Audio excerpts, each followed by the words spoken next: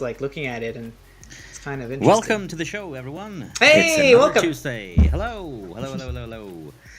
Tuesday. Oh, wait. Tuesday. Thursday. No, it's Thursday. It still Yeah. begins with a T. Oh, You're correct there. Oh, you Yeah, you it's did. been a long day, guys. It's been a long day. Welcome, everyone. Thank you so much for joining us. Let's just do what we usually do. Let's go around the table and say hi to everyone. Let's start over to my far left. Doragon, welcome. How are you doing, man? Hey, everybody. It's nice to be here. Thank you for having me. It's Thursday you for joining evening. us, man. I'll be quiet. I'm in trouble with the other half. Because to do this show, I have to have the tablet, and she's been playing some emulation games on the tablet recently, and so I am now in the doghouse. So yeah, let's get through this quickly so that I can stay alive for the next show. Oh yeah, definitely. I mean, Nice. let's pull together, get Doragon a second tablet. So We should be able to do that. Jem, get on that one for us, please. Yeah, Jem's the rich daddy here. Yeah, let's go with that one. I mean, look at him. He's a cute little bear. Yeah, so let's go to the cute little bear next. Welcome, cute little bear. How are you doing? Thank you, other bear. My name's Rain. Oh my god. Yes. We're off to a great start, guys. We're what, 3 minutes in, if that? 1 minute 40 seconds. I'm crying already. This is good. Yeah, that's good content. Yeah, I'm doing great. America's #1. Vet will vouch for that. And yeah, let's just see what Tinkerbell's up to. Yeah, Tinkerbell, how are you doing? I'm doing fantastic. I don't. Wow. Yeah, we're on fire here with these logos, We're, guys. we don't even have Rokk on the show, and we're I already. can't hear Vet, by the way. I don't know. Is it broken Jem can't hear again? Vet. No, Vet. Vet. Vet's Refresh. breaking Refresh. things. Come on. Oh, broke it Refresh, again. dude. Yeah, it's broken. So while we wait for Vet to come back, Ninja guy, hey, how you doing, man? Pretty good.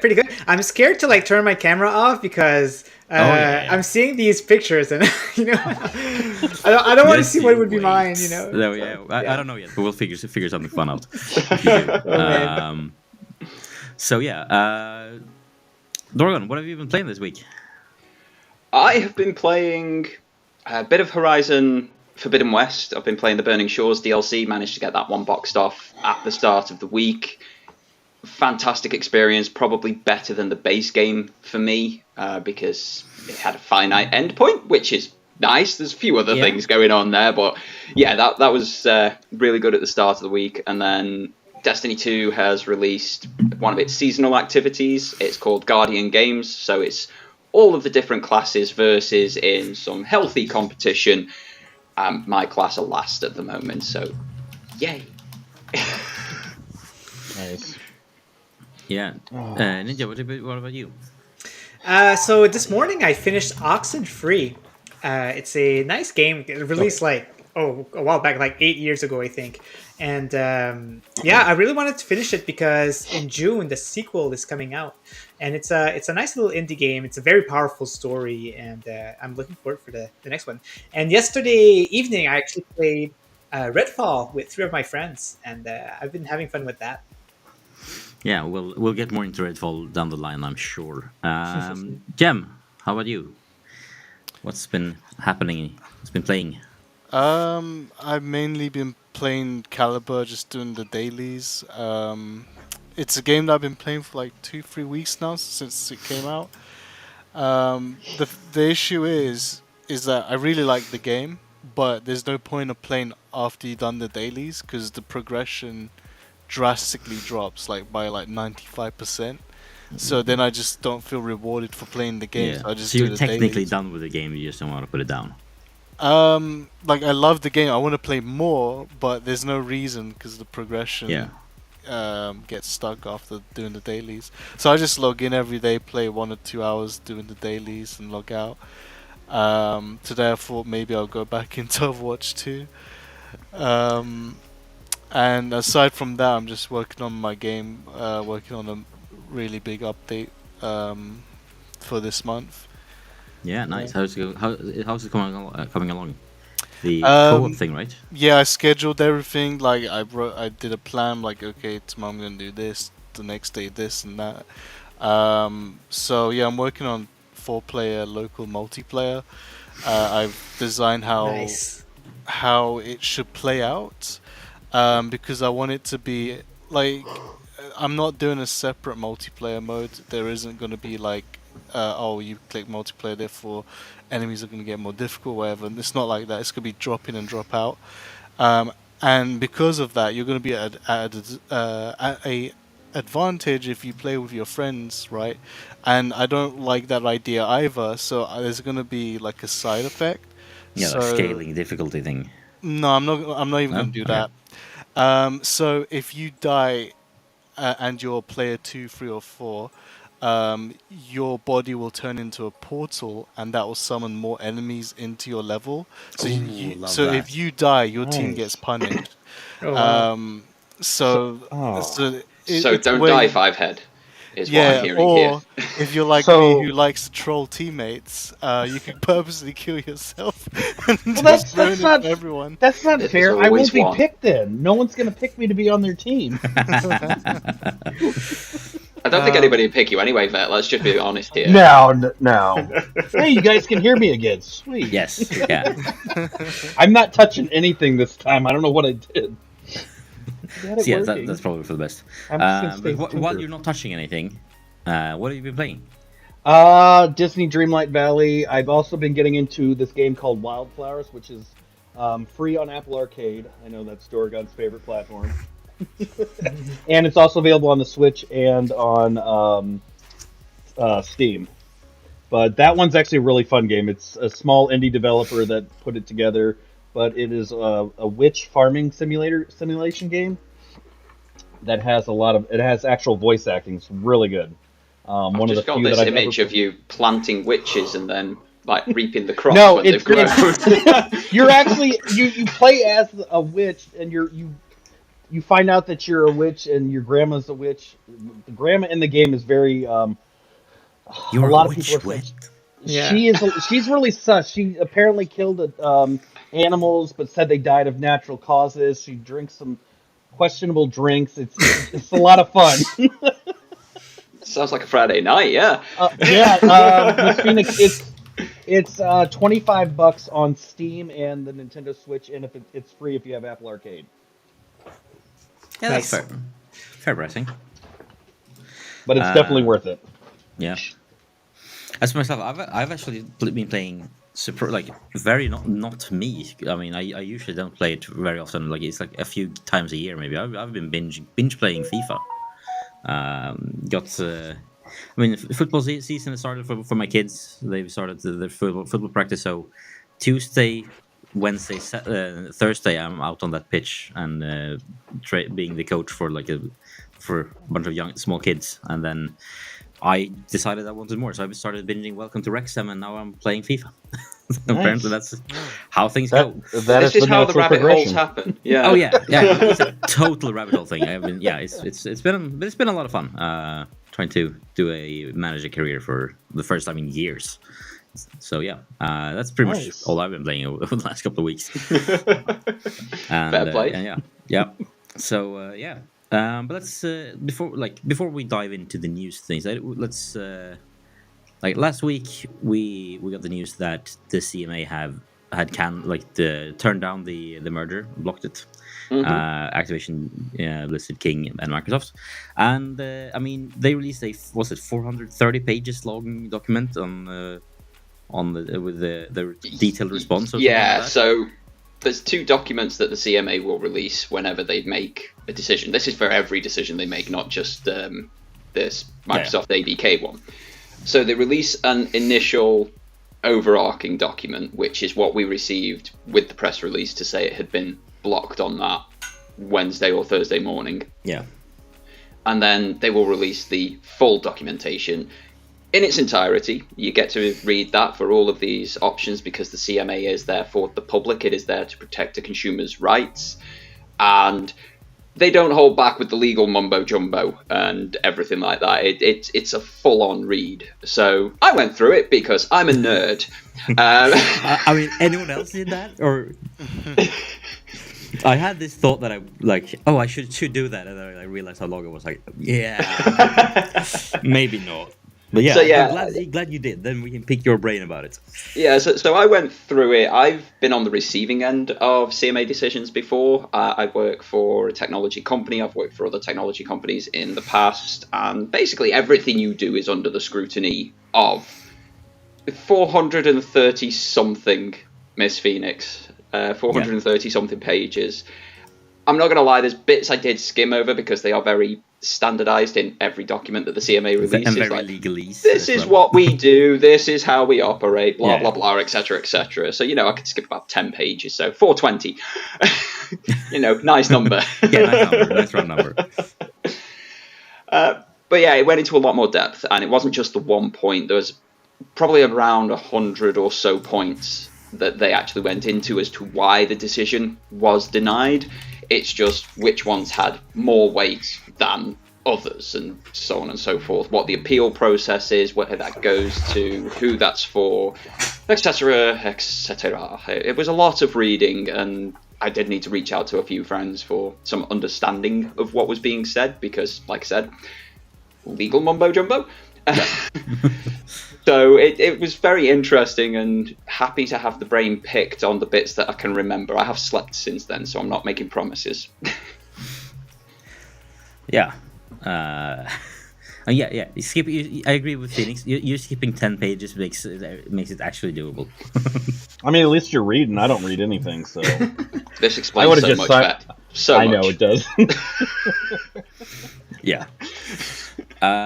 So, like, any having read that, then do you have any new, like, eye-opening things in there? Any revelations or anything that's changed your opinion on anything in there? I think the CMA are 100% correct. By reading that document, everything they've said, they are 100% correct to block it. And like I say, there's about 100 different reasons, but there's a few that really stand out. I'll come to one that sort of affects this community, this group of people a bit more in a little bit. But two of the primary ones are Nintendo Switch and third-party publishers. So the Nintendo Switch situation is they have signed a contract with Nintendo to bring Xbox first-party games to Nintendo consoles from 2023 onwards. Right now, the only publicly available Nintendo console, in 3 variants, but the only publicly available Nintendo console is the Switch. And quite rightly, the CMA asked the question of, how do you plan to get Halo Infinite, Gears 5, Forza Motorsport 8 running natively on a Switch? Because it has to be able to run natively, because as much as you've got this market lead in cloud gaming, Africa doesn't have any cloud gaming. So it needs to be native for them to be able to play it. It needs to be native for people in the middle of Wales to be able to play it, because they still haven't heard of dial-up internet, let alone broadband. What's Shots dial-up? fired to Wales. What's this dial-up you speak It's of? the middle of Wales. It's literally trees and a few squirrels. And now and then a Miss Phoenix, from what I've heard.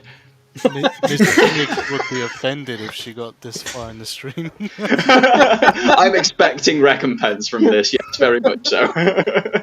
Weirdly Didn't enough, even- Dragon is leaving when Miss Phoenix comes in later on. So I'm not entirely convinced you that Yeah, Nope, yeah. too late. you are different Too late. persons. It's I think already, you're the same it's already people. happened.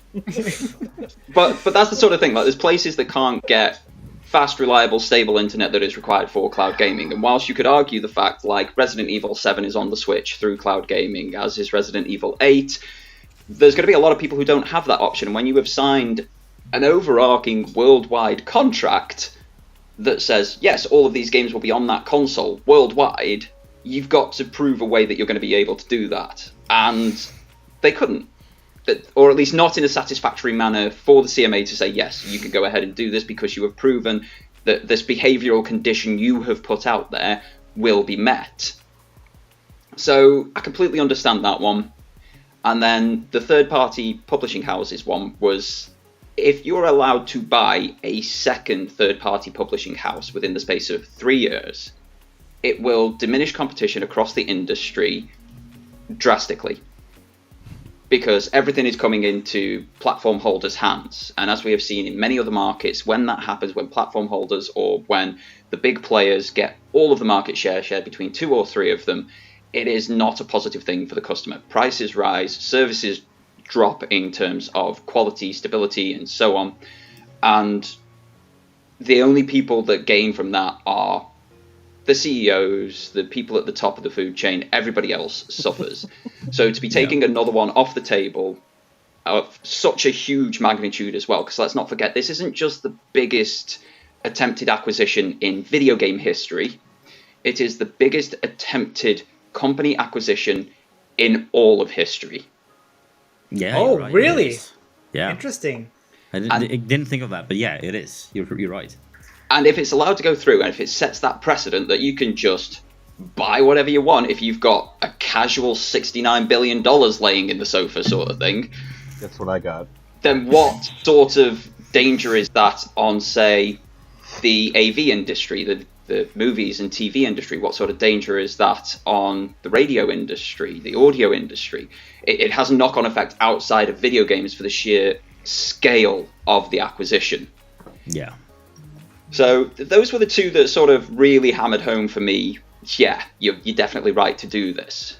But they also looked into the contracts that have been signed with the likes of GeForce Now, Boosteroid, Nintendo, and now Enware as well. Yeah, And the only airtight, solid contract is with GeForce Now.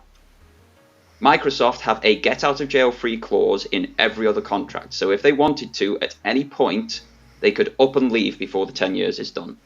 Yes, they'd have to pay out a little bit of money to Boosteroid, a little bit of money to Enware, a little bit of money to Nintendo. But what is that little bit that they'd have to pay out compared to what they already spent purchasing? Again, if they've got a casual $69 billion just laying in the sofa to buy a company... Yeah, that's the casual payment to these to get out of this contract is legit chump change. I mean, I mean, for a company like Boosteroid, who is kind of like a small company in this sense, at least, like I mean, in this context, I mean, if that is like, yeah, we'll pay you, I don't know what the number was, but let's say it's like say it's $2 billion, the same as if Activision don't get bought. Say it's that same sort of figure. $2 billion for Boosteroid is massive.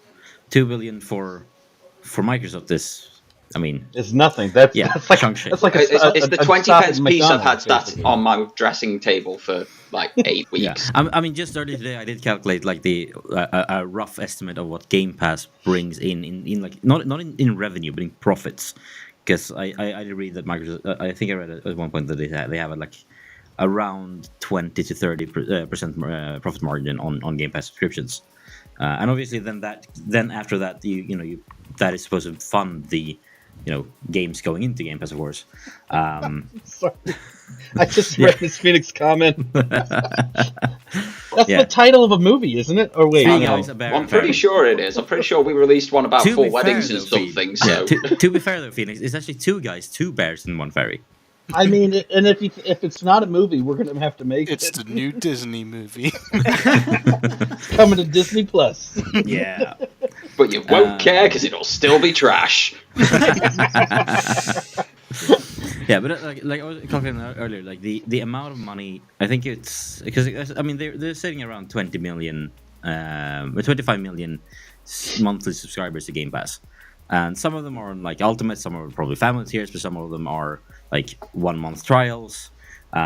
So I did like an average of $10 a month in revenue, and then take away 70% of that in like server running costs and everything like that, and employee costs, and then you're down. I mean, they're still left with, I think it was $750 million a month in profit from just Game Pass alone.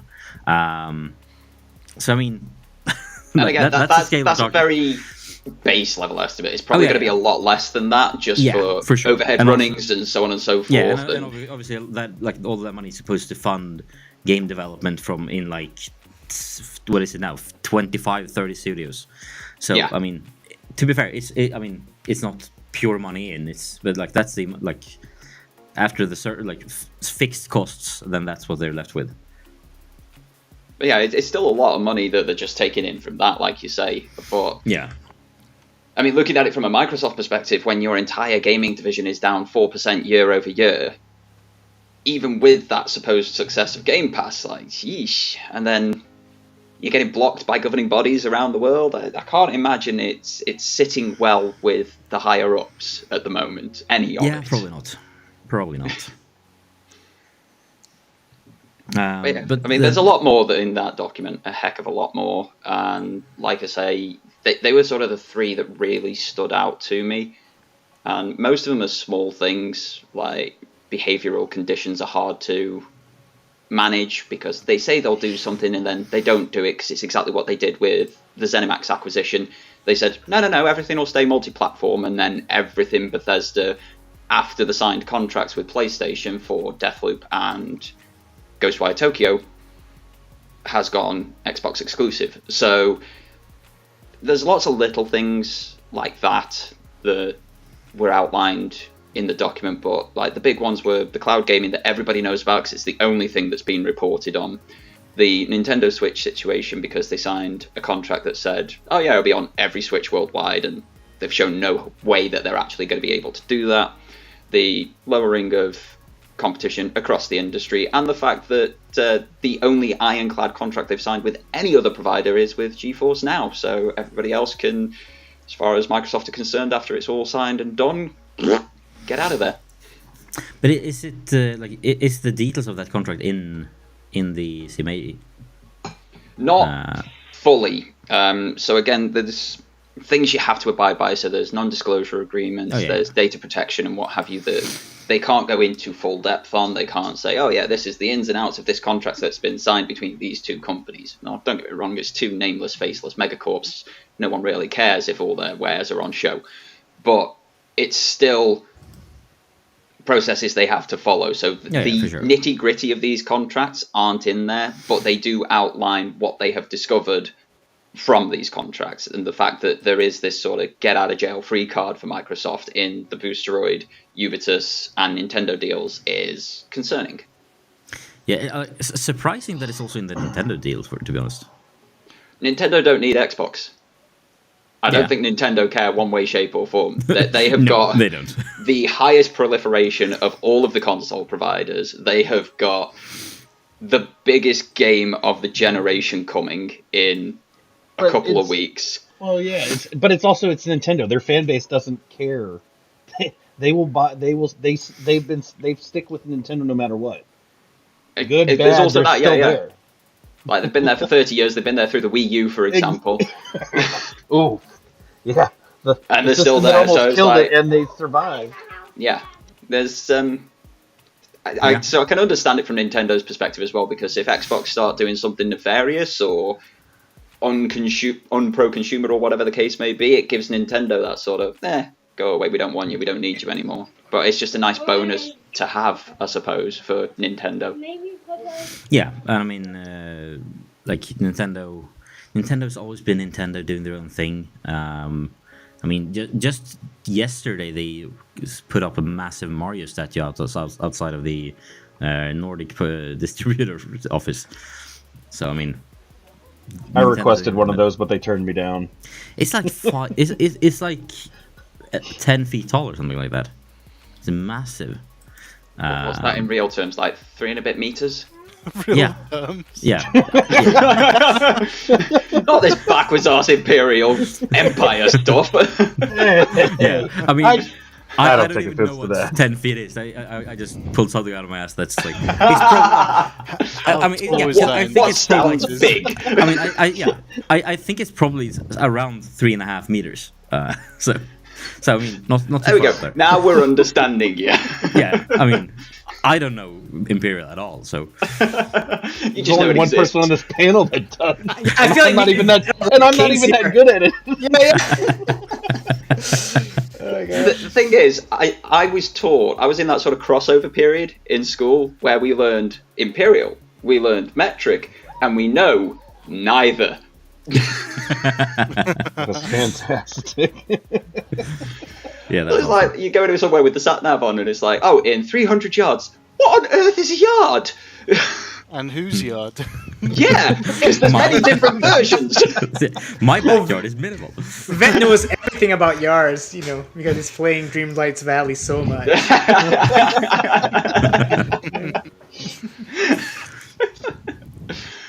So yeah, absolutely mad. Oh, brilliant, love it. Yeah. So yeah, 3.5 meter Mario statue. Yep. Oh my gosh. That's what Nintendo's spending their money on. Yeah. Seems like a good purchase. Yeah. Well, we are talking about it. Yeah. I know, right? Exactly. I know. How much money did PlayStation spend on putting an axe in London? A giant axe. Oh, that axe is on tour. It visited Stockholm. Yeah, it a was few only weeks there ago. for 4 days. Yeah, and then it went to Stockholm, and then it went off to God knows where. Wow. So yeah, it's weird. Marketing budgets are, I've learned, usually like if you take any game, like the development cost is half of it. The rest of it, the full cost is marketing. Yeah. In general, which is insane. So yeah, Does explain something about a recent Microsoft game, I suppose. Yeah. Maybe. But it's crazy. Like even the like the calculation of statistics and stuff like that, they're mentioning that gaming is still gonna go up there. Like they're still seeing gaming. Gaming. Yeah, I mean the projection for cloud gaming over the next over this decade is that I think like every year it's gonna double in size. Yeah. Cloud gaming, mobile gaming, console gaming, they're all there. They're all like getting really good numbers. And we're seeing like investors that like never gamed in their life, like they're getting like really interested in this market just because it's so it's So increasing massive. a lot, right? Yeah, Exactly. I'm still Lucrative as well. I'm still waiting for McDonald's cloud gaming service to be a thing. Yeah. We'll get there. We'll get there. I will only accept that if the Hamburglar is the controller. Yeah.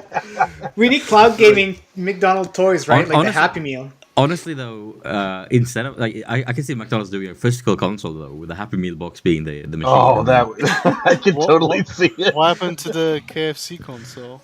Oh my It's out. gosh, It you're does right. exist and it Yeah, works. Yeah. I forgot about that. It's basically a PC build, so you're just playing Steam games sort of thing, but it's out and it works, and it does have a heater in it to keep your KFC warm. I have not been able to get hold of one, though. I have a really Shame. bad joke. The KFC console only plays Steam games because it's steamy. And with that, I shall leave.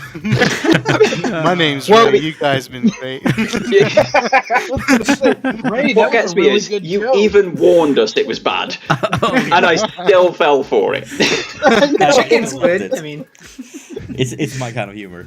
That's Yeah. great.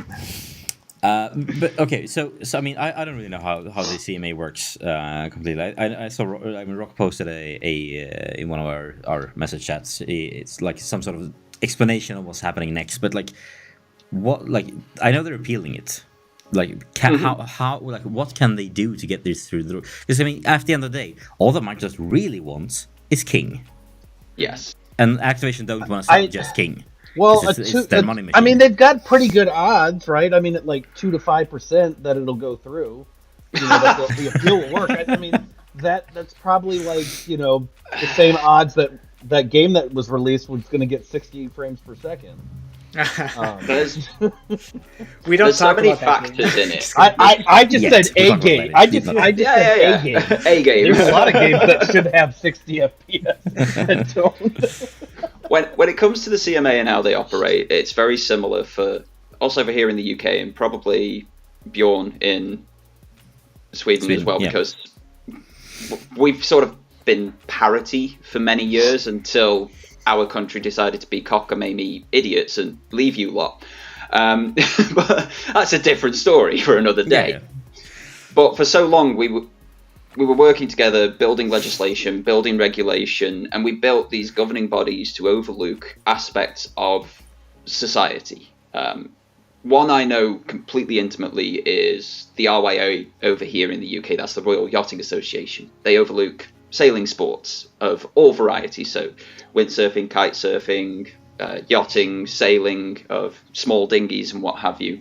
So they overlook them, and they basically set out what the qualification levels are, so how you know if someone's proficient. So if somebody comes to you wanting to hire a boat, for example, say you run a centre that hires boats out on a lake or whatever the case may be, they have rules in place of what is a sensible level to let someone hire a boat, and what safety things they should know to be able to go out on the water without a fully qualified instructor, and so on and so forth. No wonder I don't have a boat. So a lot of it is Vet, based. You Americans don't have anything like this. That's Yeah, sort of this your is thing. why a lot of the American publications and journalists have not really been getting this situation, because they don't have anything like it. They don't have. No, we have. No, we don't. We have a Congress that we have old people in office that fight amongst themselves about everything, which is why nothing ever gets done. Ask CEOs like, does it connect to my Wi-Fi? What is the internet? Can I plug this phone? Can Google trace my iPhone? No, they're made by different people, mate. Although yes, they totally can. I mean, if I asked because I also had no idea how the CMA stuff really works, so I reached out to Duncan because I figured if he's over in that area, he should know something, you know. Maybe possibly questionable with that man. Yeah, I know, but I was like, I can at least take bits and pieces and feed it to other people who can at least fact check it and make sure that I'm not crazy or anything. Or I could just go with it and then get yelled at by Twitter because, you know, that's what that's for. But he essentially told me that, like, if they go through the appeal, they have to formally appeal it. And let's say if they said the CMA made an error for whatever reason, then it would, which is a low chance apparently, but the entire process starts all over again from the very beginning. And I'm like, that sucks for Microsoft. The alternative would be they bring new evidence to the table, like so any form of appeals court. But if they just try to appeal it with what they've got in place right now, the CMA's decision will stand, and they won't be able to try again for 10 years. I'm familiar with enough of that concept, because that's what the Department of Veteran Affairs in the United States does. Like, when I appeal something, and it goes all the way to the highest, I have to sit, and I have to wait for a judge to be like, look at everything and be like, okay, did they do something wrong? And if they did, they send it back and say, fix it, or they can just say, start all over. And typically, I've only had to do that like once or twice. And the second time that I've had to deal with it, it's been sitting there since 2019. And it's still sitting in front of a judge's desk, waiting, pending. Yeah. So, from what I'm seeing, UK seems a lot more strict than around here anyway for rules like that. Because here, like, I mean, it's mostly money, right? Like, if you have the money, stuff can be done in the back, you know, without nobody noticing and stuff like that. But American politics, all right there. That's straight up American politics. Yeah, the people with money can do whatever they want. Yeah. But UK, I like that. You know, they kind of don't care. They're just like, yeah, you know what? That doesn't make sense. We're gonna very much. We are. Here's the rules. Here's how you abide by them. Oh, you haven't done that. Bye bye. Yeah. But I have $2 billion to give you. It's like when do you guys remember when A$AP Rocky, the rapper, got put in jail in Sweden for a while? And Trump essentially, like, he did for like some sort of bar brawl, and then Trump essentially was like, I'm gonna speak to the Prime Minister of Sweden and get him cleared. And it's like, and then our Prime Minister was like, yeah, it doesn't work like that here. Like, I can't go tell the police to let someone go, because they're a different government body. I don't know. They are the police. They can arrest me. Exactly. And like, if I would go there and say that, they would arrest me, because that would be illegal. Wow. And this guy apparently tried to explain this to Trump over the phone for like 30 minutes, and he still didn't get in the end. The thing is, like, there's a lot of talk about, it'll go through with the EU if Britain have blocked it. No, the EU is stricter than Britain. Yeah. Way stricter. So if we've blocked it, you guys are coming up with a stone wall. I mean, and that's what they're saying. Everyone, you read Twitter and you read certain people, they're all like, well, that's great. You know, who cares what the UK did? The CMA blocked it. The EU will let it go through, no problem. And I'm like, but I was like, so exactly, how independent is the CMA? And they're like, any political or business interference is not tolerated. I was like, the U.S. businesses don't understand that words. Yeah, that doesn't like literally. And I say this truthfully because they will not understand what does that mean. Like And I they're think used to being like, if you're pandering to one part, if the big businesses typically go towards the Republicans in the U.S., so they kind of have more leeway. Democrats don't really care for that; they are the ones that are stricter. But even then, some of them can be bought out, with enough money. Whereas the CMA seems to be like, yeah, we don't play that game. Yeah, and I mean, as you said, Dorgan, the EU is generally even stricter. So like I can see like one of the ways forward for Microsoft, it would be if they somehow manage to get it cleared through the EU, which seems unlikely at this point, and then I can see the CMA going, if they approved it, what did we overlook? But I think that's a hard. Yeah. Well, from what I've been seeing, it's got like, I mean, you never can rule anything out. Yeah, of course. I mean, but it seems like a 5 to 10% chance, and that's being generous, that it's gonna go through. And it might, stranger things have happened between us and our close neighbours, our beautiful neighbours. This beautiful, shapely Viking bear man here, sort of thing. That guy. Okay. Oh, I thought you were talking about the Americans. Close neighbours. There's an entire ocean between us. I thought you were talking about us. I was like, well, I know we are, but stop it. So, yeah, we have had stranger things happen between like Britain and the EU. There's been differences, but just to put this in perspective, the EU are the ones who made Apple change their charging port. You know what? I'm not gonna. I'm not gonna say that I was disappointed with that one. I was all finally, because I'm sorry, I'm an Apple, and I know darn well that they purposely made those crappy charging cables break on purpose, so you would just continue to have to buy them. Yeah. And like also another thing that they like. I mean, GDPR. People complain about it all the time. It's a massive pain in the ass for companies to adhere to, but it's so good. Like, I mean, it's like if you're a company doing business in Europe at all, you need to follow that for every EU customer, and that means that like any data like needs to be stored in the EU, and if it leaves the EU, then the user needs to be notified about this, and they like it doesn't matter if you store the data in Canada. If your customer is in the EU, the rules still apply, and it's like, and I mean, if I reach out to a company saying, "Hey, I want you to remove all my information," they have to comply within 3 months. They need to and prove that they have actually done it. And if there then turns out to be anything left, the fines can go up to like 20% of the yearly revenue of the company. Which that's crazy. But it's a lot. Yeah, Canada is a lot more close to UK than the United States. We're actually united with you guys. Like for like our $20 bills has like the Queen on it. So like. What are you trying to say about our money? Yeah. He's trying to say that money. money Come on, doesn't it's the have best. Queen. God bless. That your money's literally paper. You can rip it. I know. Not our coin. But why does your money have the Illuminati triangle? Yeah, also that. That's really weird. We're talking gaming. This podcast is no longer a gaming podcast. This is now. We should probably the US. get back. This is trash the US. Yeah. No comment. In conclusion, basically. In conclusion, UK, no comment. Yeah.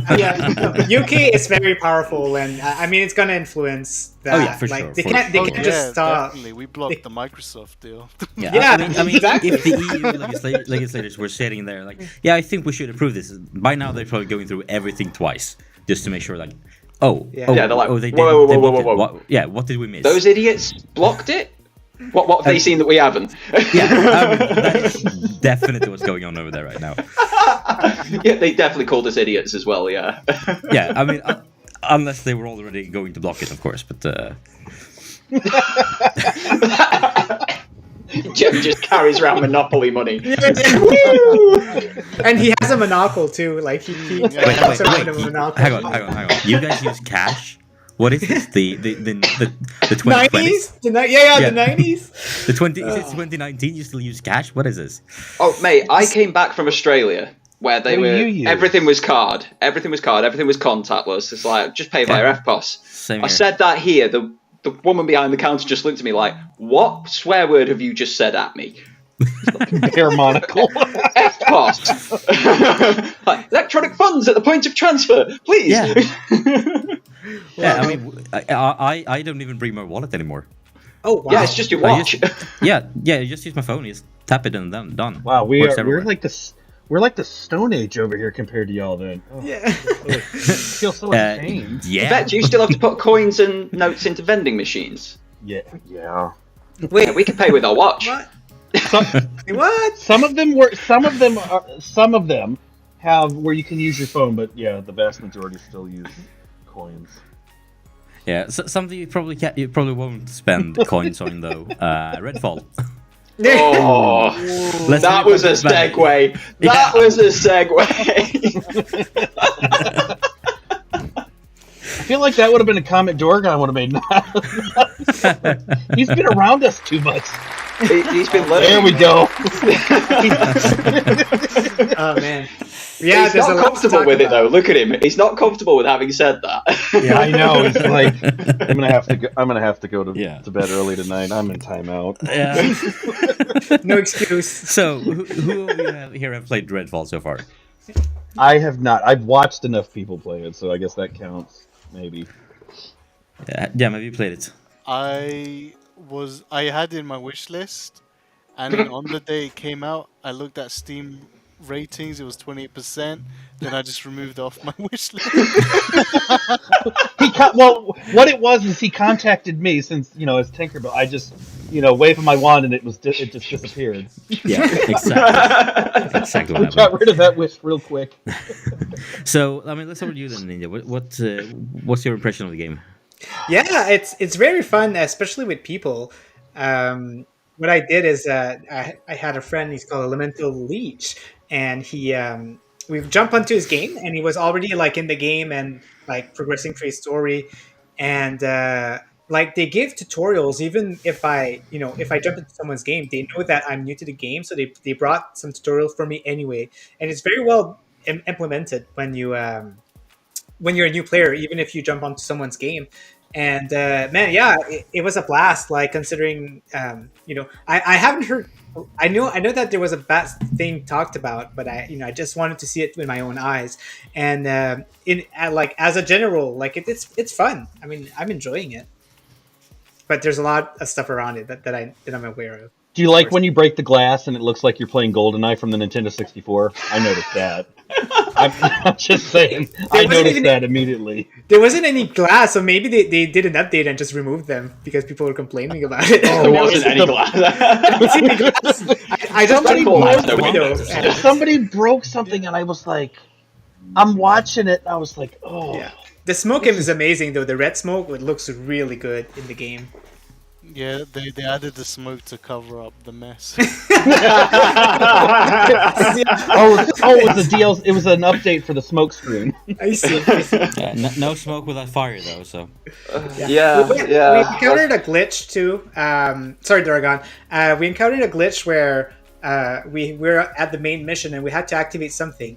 We activated it, then we disconnected from the game, and then when we came back, we just couldn't activate it anymore, so we were stuck. We couldn't progress through the game. But anyway, so close to one another, because Yes. there is actually an issue that if you're a meter too far apart, yeah. you can't advance the story. You Yeah, have to so- be in a very tight, precise area. It's weird that you say that because this is when it disconnected. So we were all at that area that we had to assemble to start this mission, basically. And then we tried again, but it didn't work. I don't know. But you're enjoying it. That's the main thing. Yeah, exactly. Yeah. That's Yeah. the main thing. So, I mean- Dorgan, what's your opinion of it? No, you made Rock sad.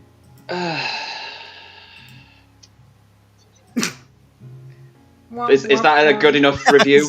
Just a long breathe out. I suppose That was the best review I've ever heard. It's Ooh. I want. It's- I want to. I can't wait to talk about this. I saw that. No, this is not the right. Oh, you're I'm setting sorry. me up. you've got too many tabs open, man. Like what? Like, I have Yeah, a lot I of know. tabs, but that's too many for even me. Yeah, I mean it's for the show. There we go. This is the one I want to bring up. I would rather bring the other one up. To be fair, Yeah, that one we'll get to that one too. So I mean, you're sighing. That's your reaction to the game. There's so much wrong with it, and it's not in a case. Like, I'm not even talking technical. Ignore the frame rate. Ignore the bugs, the glitches, the crashes. Ignore the fact that it won't even download on most PCs from Game Pass. Oh, my friend had that issue. I didn't know there was an issue from that. You have to go and buy it on Steam. I don't know whether this is a way for them to increase their gaming revenue by that 4% drop by having it not download from Game Pass, so you have to go buy it on Steam. It's a tactic. I'm not saying it's a good one. I don't think it's intentional. I mean, that seems like very sound business practice. I mean, come on now. It might be. There are so many problems with the design of this game, and that is where I draw issue. If there was enough in there that you could get through it, like Deathloop for me was a very disappointing game, but there was enough in it for me to get to the end. Like there was something in it. There was something that kept pulling me along. Whether it was the story, whether it was the satisfactory gunplay, there was enough in Deathloop to get me to the end of it, even though ultimately I wasn't impressed.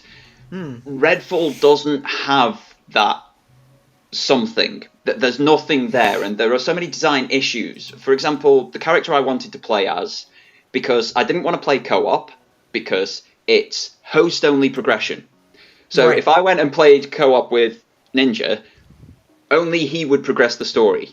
Even though I've done that story with him, I would then have to go back into my game and do it again. Design. No. That is bad design. Yeah.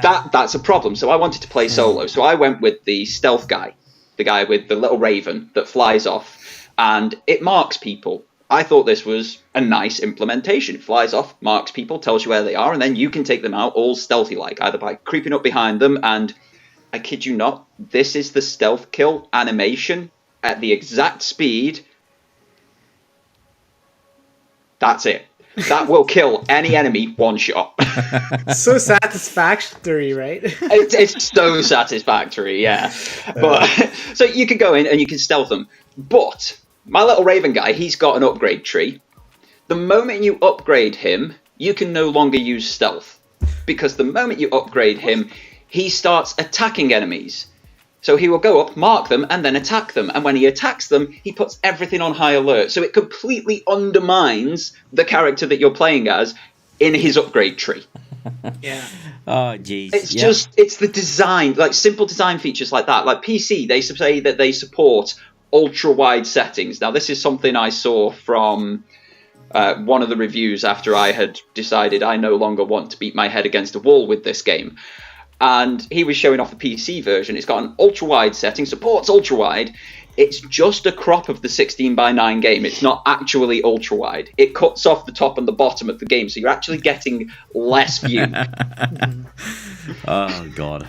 That's crazy. I like what Rokk said. He said, I do agree it's half-hearted effort. I'd be raging if I'd bought it, but I've played worse. So that's the thing, right? Like, because I got it from Game Pass, my opinion is very different because I'm like, oh, cool, a game I can just jump on and whatever. Would I spend $80 on it?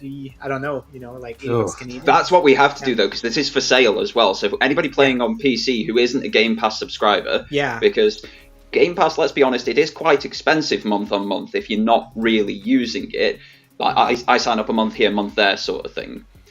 And you've got to justify this thing costing $70. This is the first game from Microsoft costing $70 after they spent 2 years ripping Sony for charging $70 for their game. But the last Sony release was God of War Ragnarok. Yeah, it's a bit of a different caliber, maybe. Yeah, that's the difference in caliber we're talking for the money that you're outlaying. And you've got to treat these games, because they go on sale at the same time as well, as a $70 game, as a £60 game. And this is, as Jem said, at best, a £5 in a month game. Oofed. Yeah, it reminds me a lot of Saints Row when it came out. It kind of had like the similar type of issues and the progression thing and all of that. It had like very similar things, even though it was a very good game. The new one. Yeah, the new Saints Row. Yeah. Oh yeah, I had such high hopes for that game, and I was so let down. I didn't even buy it, and I was still let down. I don't know why I bought that one, and I really enjoyed it again. I don't know. I'm weird. I don't. Hold on. I guess You're allowed to enjoy a game. Like, let's not say that because a game is bad or terribly made, bad design, glitches and bugs, you're still allowed to enjoy that game. If you're getting enjoyment out of a game, get that enjoyment. That's what this entire industry is about. But at the same time, don't take your enjoyment and try and force it on other people and say that it's great. Look, can we just stop? Look, Rokk has praised Doragon. I'm so happy. Rokk does this semi-regularly. He's got a rugby bro in me. That's I think the comment below is even better. Look at this. Somebody's seriously hyped for that. Is more hyped about 4-player. Oh, well, look at that. I feel like I know who made the Pixelmancer game, but I don't. I reached out on Steam and they just ignored my. They actually banned me. So, no, I'm kidding.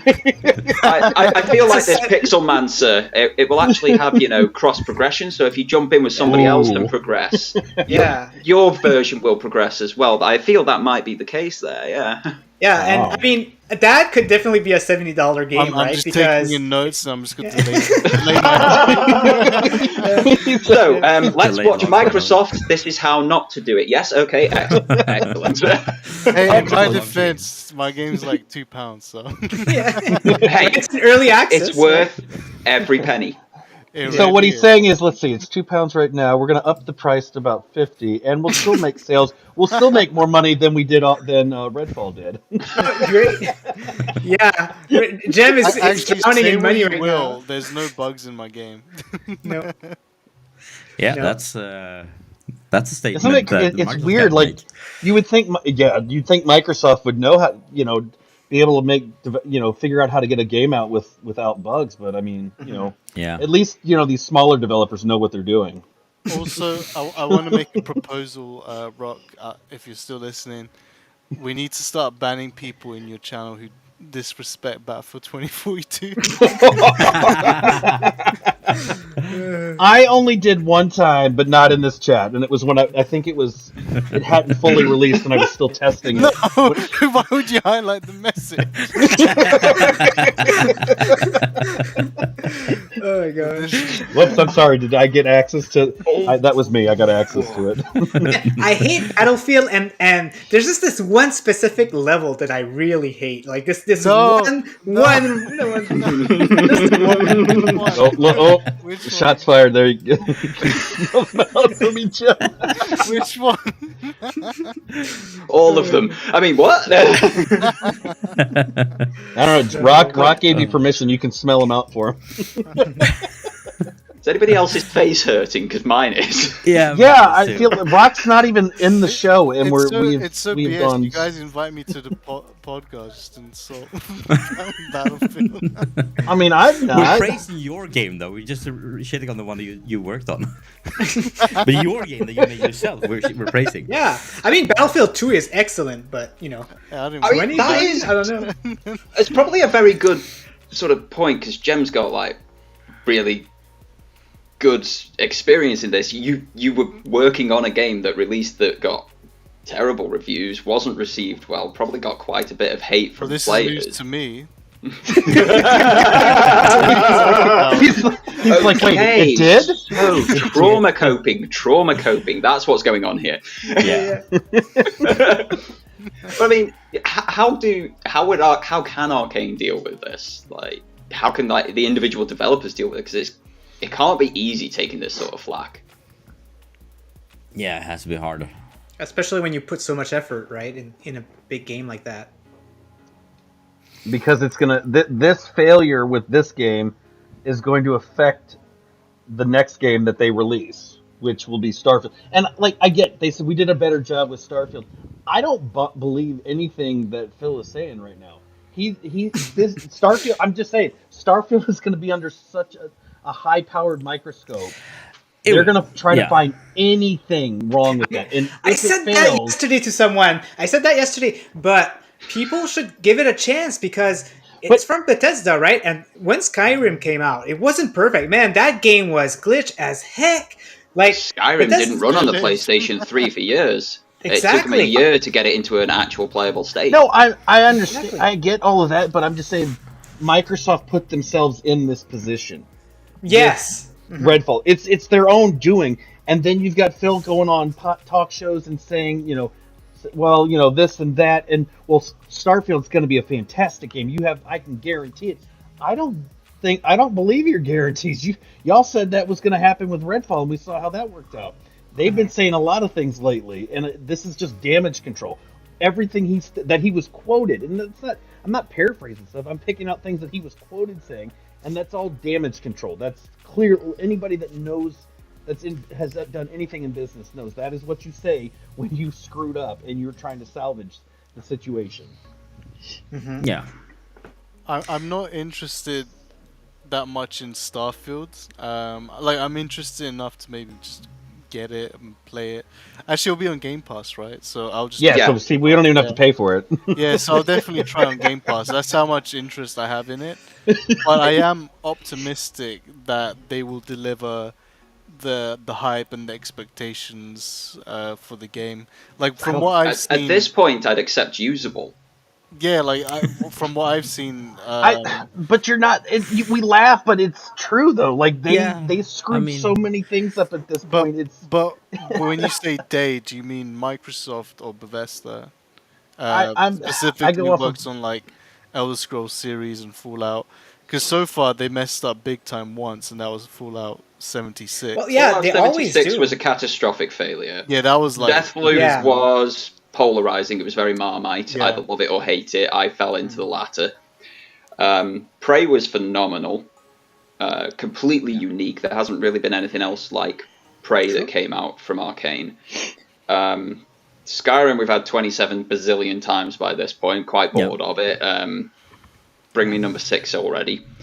What else are they like? Fallout 4 was okay. Yeah, Fallout 4 did good. Like, it had a good reception when it came out. Looking at it now, it was pinnacle compared to what we've had in more recent years. I think one of the biggest issues with for especially 76, but honestly Bethesda games in general, like they are running, like there are still bugs in that engine that was there in Morrowind times, in Oblivion times. It's the same engine, just continues building on that engine. Like I have an old friend of mine who used to make some mods for Oblivion and Skyrim and Fallout 3, I think it was. Don't think he did any before. But like he was saying like bugs that I had to build workarounds for in Oblivion are still there in Fallout 4. Like engine bugs. So cutting corners, This is something Bungie have actually spoken a little bit about recently. With Destiny falling over on a near weekly basis at the moment. There's loads of people saying, just get a new engine, shift it to Unreal 5 or whatever the case may be. It's not that easy, man. This is what they're saying. It's not that easy. And when you're working with an existing engine, even then, when you bring something new into that engine, so say Redfall being the new thing brought into that Bethesda engine, they've got to make that work. They've got to make all of those new things work on this old engine. But this old engine has been patched, it's been sticky taped together, it's held together with chewing gum and Pritt stick and maybe a bit of other sticky stuff here and there. And when you implement something new, it's probably going to break something underneath the layers of the sticky tape, glue and patches and post-it notes and everything else that to fix is going to take months, if not years, or may actually be impossible with the state that the engine's currently at. And this is true for the entire industry, unless you go into a game building a new engine for it. That's why 2018's God of War worked so well. Completely new engine. It's why Horizon Zero Dawn worked so well. They created the Decima engine, which they then gave to Hideo Kojima for Death Stranding. But even that in Forbidden West, that great engine that created two almost flawless games, was struggling and breaking at the seams because of all the new stuff they added on and put in. So unless you're building a new engine per game, per release, per DLC edition, and so on and so forth, you're never going to have a completely smooth game with the quality assurance testing that you can do inside the studio. This is why they're meant to have beta tests. This is why they have alpha tests externally to the public to stress test these things and find the stuff that they can't put that stress on internally. During that time, I mean, might as well do a new IP, right? Because you're changing like basically everything in your game. So might as well either do a new IP or rebuild the game like God of War, because God of War from Ascension to the newer release, it's so much different. It's not even the same game. So, if you want Destiny to be on a new engine, make sure to prepare yourself that it's not going to be the same game at all. It's going to be like a totally different experience. So, Yeah. yeah. And I mean, building an engine is not easy, and I mean, specifically in the case of the creation kit, just to, like Reaver commented about mods being there to fix those things. In some of these cases, these things break mods like that. Like the reason some mods will just stop working is just because it can sometimes be just the engine has bugs that the modders don't even know about or find out. So that bugs that don't affect the normal game, but if it's the second you install a mod, that bug kicks in. Yeah. And I mean that's something that Bethesda struggles with currently quite a lot. And I mean they are Well, Bethesda games are. Redfall was built on Unreal Engine. Yeah.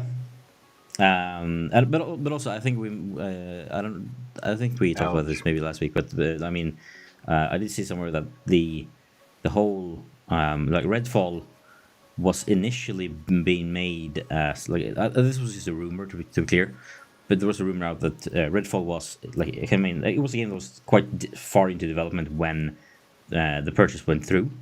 So Microsoft hasn't roughly really had much 2 years in, according to what Phil Spencer said on that so kind of funny games Microsoft cast didn't have earlier that today. much to do with the where that game was going already, and it was apparently. What have they been doing for the past 3 years, though? What have they seen that said this is a releasable title? True, but also They it was saw- being made as a I don't know what they saw. Cinemax going. We need a live service game out there. Make it like a $40 game, not too big, not too expensive to make, but a live service game that can bring in a lot of money.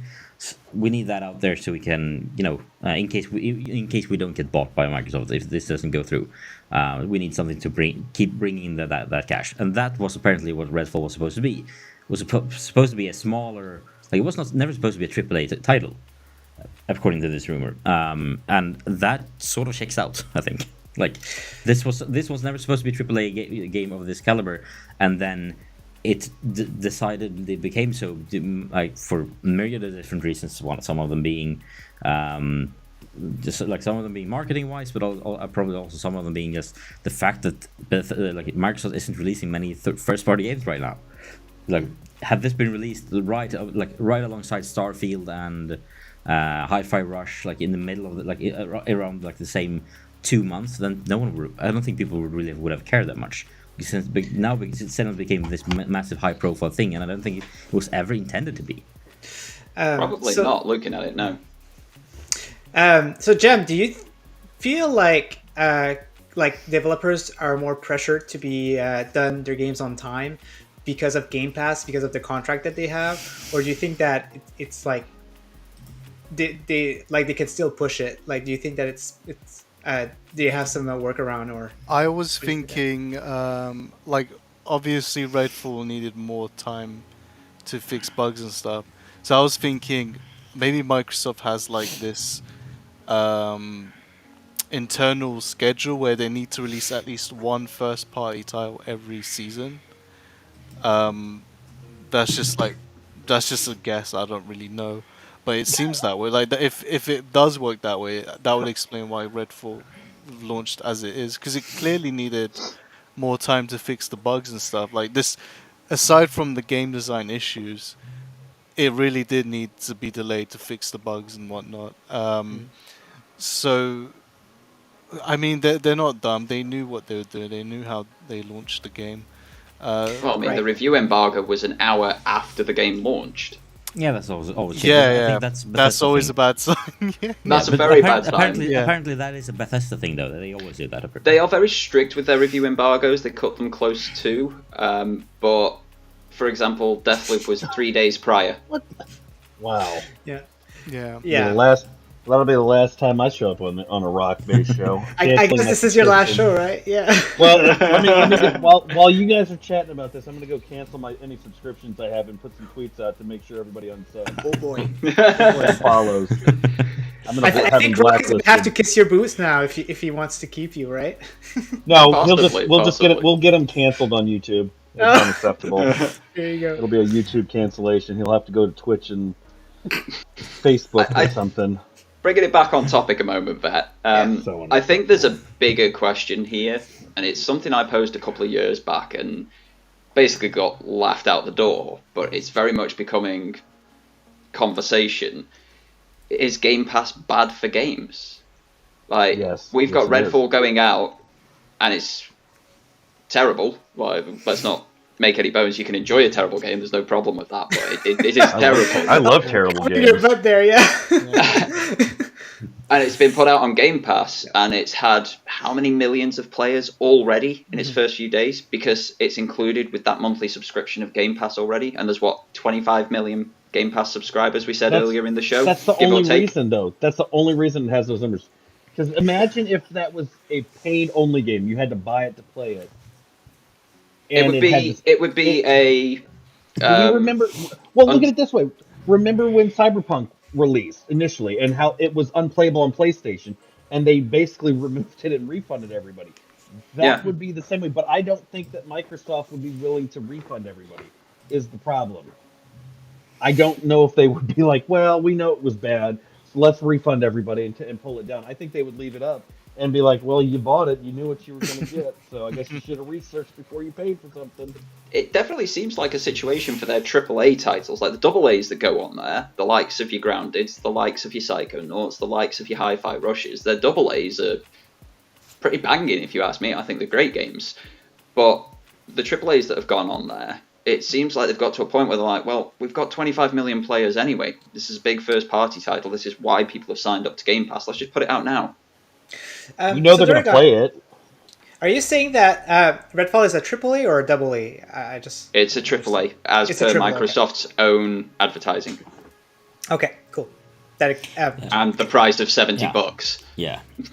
And I don't think that was supposed to be, initially at least. Yeah. But I think, to go back to your initial question there, like if it's good for games, I think, I like this, I think this might,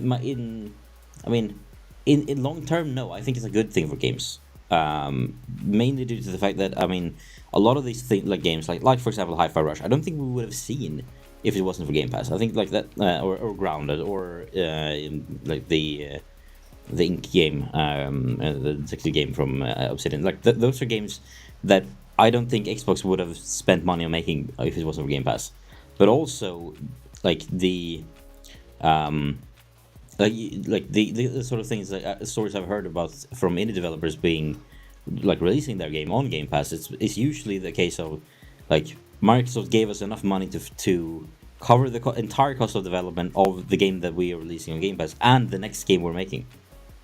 And I think that's great for the indies. That's great for the double A's. Like So we said, there's no problems in that space. Yeah. But when we look at the triple A's, especially the first party ones, like even if we look third party, Outriders was an okay game. It wasn't great, and it had its highest player numbers on Game Pass because inclusive of the price. Yeah. Gotcha. But people can fly. The developer of that still haven't made their money back on that game because of Game Pass, because of the deal that they had with Microsoft. Now, 2 years later, they've not made their money back, and they probably never will. So that is a loss-making game for them because they put it on Game Pass. Yeah, and then that was. But I think in general, you do get like grand scheme of things. I think game services like Game Pass it's an important revenue stream for game developers. And I think especially if and or rather I think when, because I think at some point it's going to happen, because at some point these deals are going to be become less and less attractive, and they will start doing things like Google did with Stadia Pro and say like, let's look at some sort of revenue share, depending on how much people play your games, and that will probably bring bring more effort into the games being put out there. But I think it enables developers to make games they otherwise wouldn't feel like comfortable making. So I think it broadens games at the cost of, I think, first party games, or the first party AAA games. I think Microsoft is still scrambling to find a way to sustainably make within this model. I knew that I spoke to a lot of indie developers, and for them, like when they when they get accepted by Game Pass, it's like a dream coming true, right? Like, because it's such a good revenue for indie developers. I think it's great for indie and probably AA, but AAA, like, is it really profitable for them? Like, is the deal good enough for them to be on there? So I'm not sure. Rumor for Halo Infinite is it cost $100 million to make. Like I say, that's rumor. Microsoft don't tend to confirm these sort of figures or anything like that. How have they made that 100 million back on Halo Infinite with most of the players being game? I played it on Game Pass and I paid £1 for that month because they have that nice pound here, pound there. Not anymore. They've done away with that because it's obviously losing them revenue. Yeah, but we'll get into another thing that they're doing that's probably even worse for their economy. Yeah, but I paid £1 for that, and there's so many other people who did, and then you cancel afterwards because that campaign sucked at the end because it just ended with nothing. Oh, right, okay, fine, cheers, I'm off. I don't care to play anymore at that point with the disappointment you've just given me. And then people don't come back until the next one. Next time I signed up for Game Pass was Hi-Fi Rush. They've had £2 off me in 3 years. And I've played a AAA and a AA title to completion.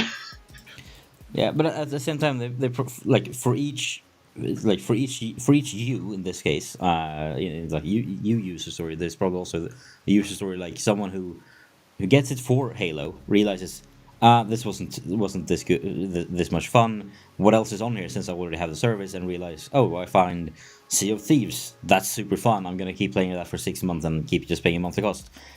And I think, and at that point, they have more than made up for that loss of money. So I think it's, I mean, but there's also some truth to it. I mean, it's $100 million game to make, and they don't. It's harder for them to maybe justify that sort of cost. And it's easier for them to say, all right, let's just be done here and release it so we can move on to the next thing.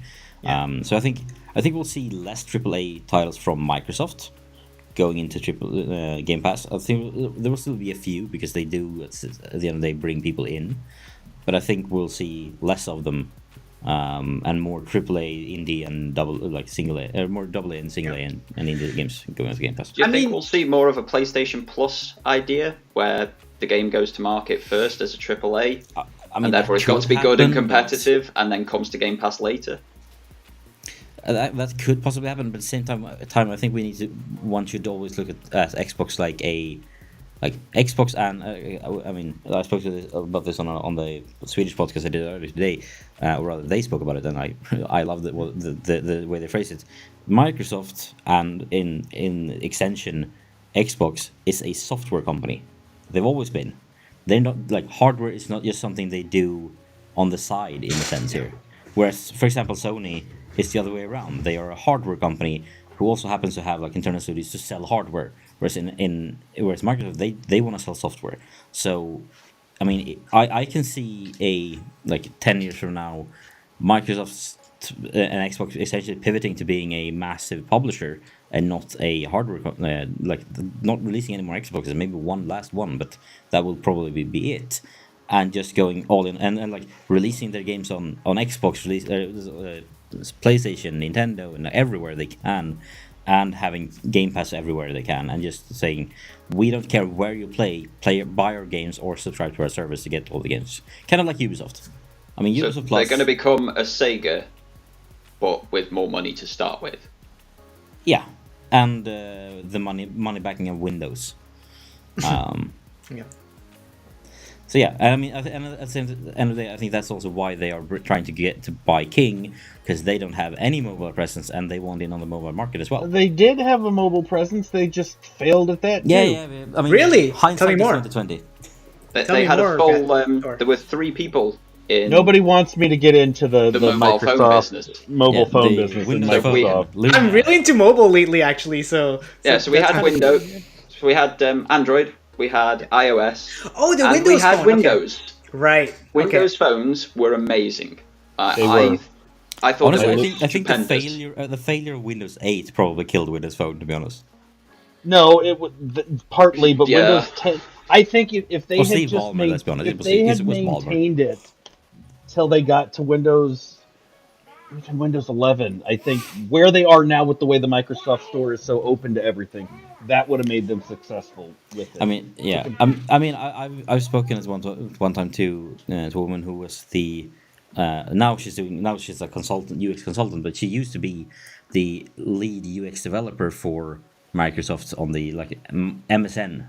Essentially, and I've heard Nice. her, and she told this story on one of the talks she did that I saw. That was essentially her say like, yeah, I mean, she was in a meeting with Bill Gates and Steve Ballmer. At this point, Bill Gates has stepped down, and Ballmer was the CEO. And so it's like she called them both of them in, and she called Ballmer and then dragged Gates along with her, and was like, "This thing you're trying to do with MSN, it's gonna destroy it. Don't do this. You're stupid. You're an idiot. Like if you do this, I'm out the door tomorrow." And like, it ended up being a 25-minute screaming match between Ballmer and her. And at the end of it, like the Ballmer stormed off and decided to do his thing anyway. And Bill Gates turned to her and said, "I know you're right, but he's the CEO now." Like that was the guy who ran Microsoft at the time where Windows Phone failed. So I think I can see a pattern there. Like, Yeah, Windows isn't Phone he would have also been the guy who hired Phil Spencer? yeah, but Spencer I think has done all right, so right, hasn't he? What do Hang you on, mean? 10 years Yeah. of failures, and how long's he been in charge? No, he's great. He's so successful. What you talking about? I mean, he even said he has seen the calls on Twitter for Both Phils. Fire Phil Spencer, and he's like, "I agree with you.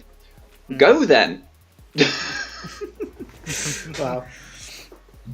So, Jem, were you into Windows a little bit? I know that you're a lot into Google, right? But do you have other brands? So, when it comes to main operating systems, I use Windows. I do genuinely like Windows, my preferred OS. I also have a Microsoft Surface, which I What a also device.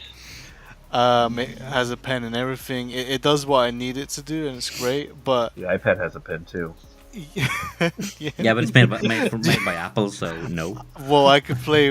I don't know what So what are you talking about? The Microsoft Surface has a pen made by Microsoft. Well, I'm not comparing the Surface to an iPad or a tablet. It's a PC. I have a pen too. It's got my name on it. It says Vet Gaming. It's really cool. There you go. I think we've all got one at this point. I've got one in my phone, for God's sake. It's Does it say Vet Gaming on it? 'Cause if it does, thankfully no. It probably says Samsung on it. It does, yes. Is that a pen? It looks like It's a crayon. pencil. mine has dude. ink in it. Yeah, my feelings towards Microsoft is like up and down, but mostly down. Like there's Yeah. some products they do really well, and then most absolutely horrible. And Xbox is one of them. I don't like Xbox Oh wow. at all. But So the best well-papered. thing is, because I'm a PC gamer, I don't have to invest anything into Xbox because everything on Xbox is on PC. And Well, maybe not Redfall. Is Redfall not on PC? Well, it is, but it isn't, if that makes sense. Like, Oh, is it's it really technically bad? available on PC. It's just you can't download it. It doesn't run. It burns out 4090s, and yeah. Man, that seems like a fantastic game to. If it's burning 4090s, it seems like Nvidia made that game, so you buy more 4090s. Let's put that game on GeForce Now and then burn down the data They are a worse company than Microsoft. I'll give them that one. Like, it takes something, but yeah, Nvidia are up there. Are they worse than Apple? Everyone. They're no one's worse than scummier. Apple. They are scummier in a lot of ways. Oh, No, what made me drop respect with Xbox was Xbox One. It's because they have Battlefield 2042 on it, right? That's what made you lose respect. I knew it. I Okay, knew it. Ninja guy. I thought it was the Red Ring of Death. Oh my days. No, Green it's just Adept, green when screen. when they announced Xbox One with like the DRM and online Always only online, and no stuff. game sharing. Oh yeah. yeah, good Yeah, times. that gave me such a bad taste of Microsoft. I was like, okay, because they were in lead with Xbox 360, they thought they could pull that, and then yeah, it's just like I really hate Xbox after that. I will like never forgive them for that. So anytime they do something great with like Game Pass and they're trying to buy Blizzard, I'm like, okay, that's great. I like that. But I know the moment you have power again, you're gonna screw all the gamers up, and I am on board with the CMA.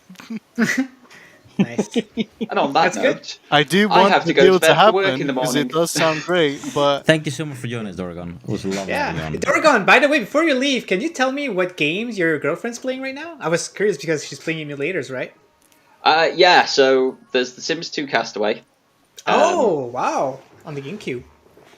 So I managed to get it through a PlayStation 2 Oh, emulator. I couldn't get a wow. GameCube version of it, but I do have it upscaling 3 times on the emulation. Emulation. Awesome. No, I'm just Uh, kidding. Dude, emulation rocks. I'm currently That's working amazing. on getting it on my PlayStation Vita Look, as well. I can't So say nothing. I was playing Xbox games at 4K, like original stuff at 4K. Yeah, the hell yeah. emulation. On my Mac, so I can't really It's- say anything bad about it's it. kind of nice to just keep some of your older games a bit more current, especially if they're those that you like PlayStation going 2, back to. PlayStation 3. Yeah, Golden Yeah. Sun. That's the one that I've Yeah. played on emulation. Yeah, nice. But So yeah. I am trying to get her into the Prince of Persia series as well. I've got Sands of Time ready to go. Ooh. Oh, good franchise. But yeah, she's obsessed with Castaway at the moment. I Yeah. came downstairs the other day to her just lying on the sofa with the tablet on the arm and just playing. Nice. It's great. I love the objective base of this game. It was really good back in the day. Yeah. Yeah. But thanks Um, for sharing. Yeah. It still holds up. It still looks good, plays well. It's just, squint a little bit. they have a PC version of that as well. Did they? Yeah, it was a different brand. It was so you got like Sims 1, 2, and 3, and so on. The PC version was called Sims Stories, and then they had Sims Stories Castaway. Oh, interesting. I will see if I can get that for her on her laptop, because I don't own a laptop or anything outside of the Android ecosystem, because I'm That is broke. cool, actually. Well, that's uncool. Never mind. But yeah, I'll Relatable, though, really relatable. Microsoft, if I stuck up to you, can I have some of that 69 billion? Yeah, please. Yeah. So Yeah, I've got to go to bed, guys. Thank you Yeah. for having me. It's been a pleasure man. speaking with everybody. And, Chat, likewise. keep these 4 honest, especially that bear. Which Oh, I was Which going to say, one? I'm always on Both this. both of them. Keep them honest. Like yeah, super and, honest. don't miss Phoenix's message for you before you jump off. Enjoy your sleep. Hope you wake up in a panic as you As Phoenix. As I work from home, that is a panic to have. Yeah. Later, all. Bye. Have a good one, Durgan. Yeah. Yeah. So should we? Do you guys want to jump in some news, or do we want to talk more about Xbox? Shit, more Xbox. I mean, y'all can talk about Xbox. I'll just go silent because I just don't care about Microsoft Yeah, I feel a bit or tapped out on Xbox. Xbox by now. So, and Yeah. if I want to find out more, I'll just go to like every channel that's talking about it. On YouTube. I saw one of your tab had like Pokemon. I'm kind of interested about that. I'm not sure what. Yeah, Hey, it's a shit I mean- story though.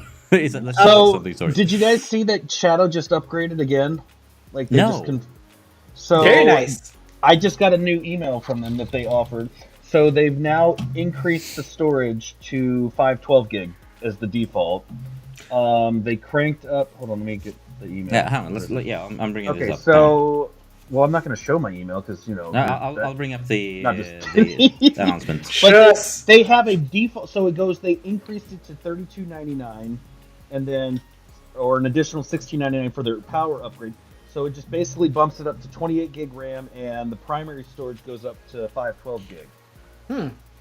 And you're still getting an RTX 3070 class processor. So right now, basically, what they did is they just cranked up. They increased the memory and the storage and RAM capacity. They for the doubled power everything upgrade, up. and then or rather increased storage for both, increased RAM for the power upgrade, and increased Yep, prices and a little bit, maybe. Yes. So the power one goes up to $50 a month, because it was 40. I think it was 45 or something like that. I don't know. I have the service. Yeah. I'd have to. But It's what like essentially what 55 they've a done month here. for me, but I've got a terabyte worth of storage now. Yeah. So essentially, what they've done is they have split their offering up into 3 tiers. Yeah, the Shadow PC, Oh yeah, I which is for forgot they got a gamers. new. Yeah, I Shadow for forgot they got the new. makers, which is a That's creative for new. creatives, and then Shadow for enterprise, which is for companies. So for PC, as you said, it's the same as before. More RAM on the power upgrade, more storage on both of them. Well, it's nice they It's show not that Canada hard. pricing. At least in my email, they show me the Canada pricing. They must have known Ninja Guy was in chat. Yeah, you know, exactly. on the So, channel. so yeah. $43.99. Wow, that is a. God, man, everything. See, That's this is like why. $5 Yeah, US, right? No, so it's yeah, like- it's an increase of $2 per or $3, I think, Not too for the bad. base one, and then $2 for the power. Yeah, upgrade. but I mean that's a heck of a jump. But the memory, the CPU, the memory, the RAM upgrade that you're getting in the power, that's a big upgrade wow. from what yeah, it was prior. from 12 to was it from 12 to Well, no. The power upgrade was 16. So yeah, they just exactly added from in- 16. Yeah, not quite 32 gig. Yeah, but, so they you know, basically close just enough. added the 16 on It's top of the enough. 12. Yeah, Instead of just upping these. and they this is- doubled the memory. But yeah, this Yeah. was a nice little surprise email that I got from them. Yeah, I agree. And then for It's quite creators, expensive though. yeah, it is Yeah. quite Now expensive. I will say that these offers are only available in the United States and Canada. So if you're in the Yeah. UK, you don't get that. For now, Yeah, Jam. Jeez. for now. They don't like you. We'll probably block it. Don't worry. I did hear it We was don't under like review. cloud over here. I heard it was under review by the. It's always raining here. But yeah, always if you're a angry. creator, you can. Oh man, that's get- good. Yeah, if they have the Spark and the Zenith tier, and then obviously the Zenith tier is. I would go with the higher priced one if I was a creator. To be fair, Yeah, because here you get the A4500 series. It's not the same as the So wait.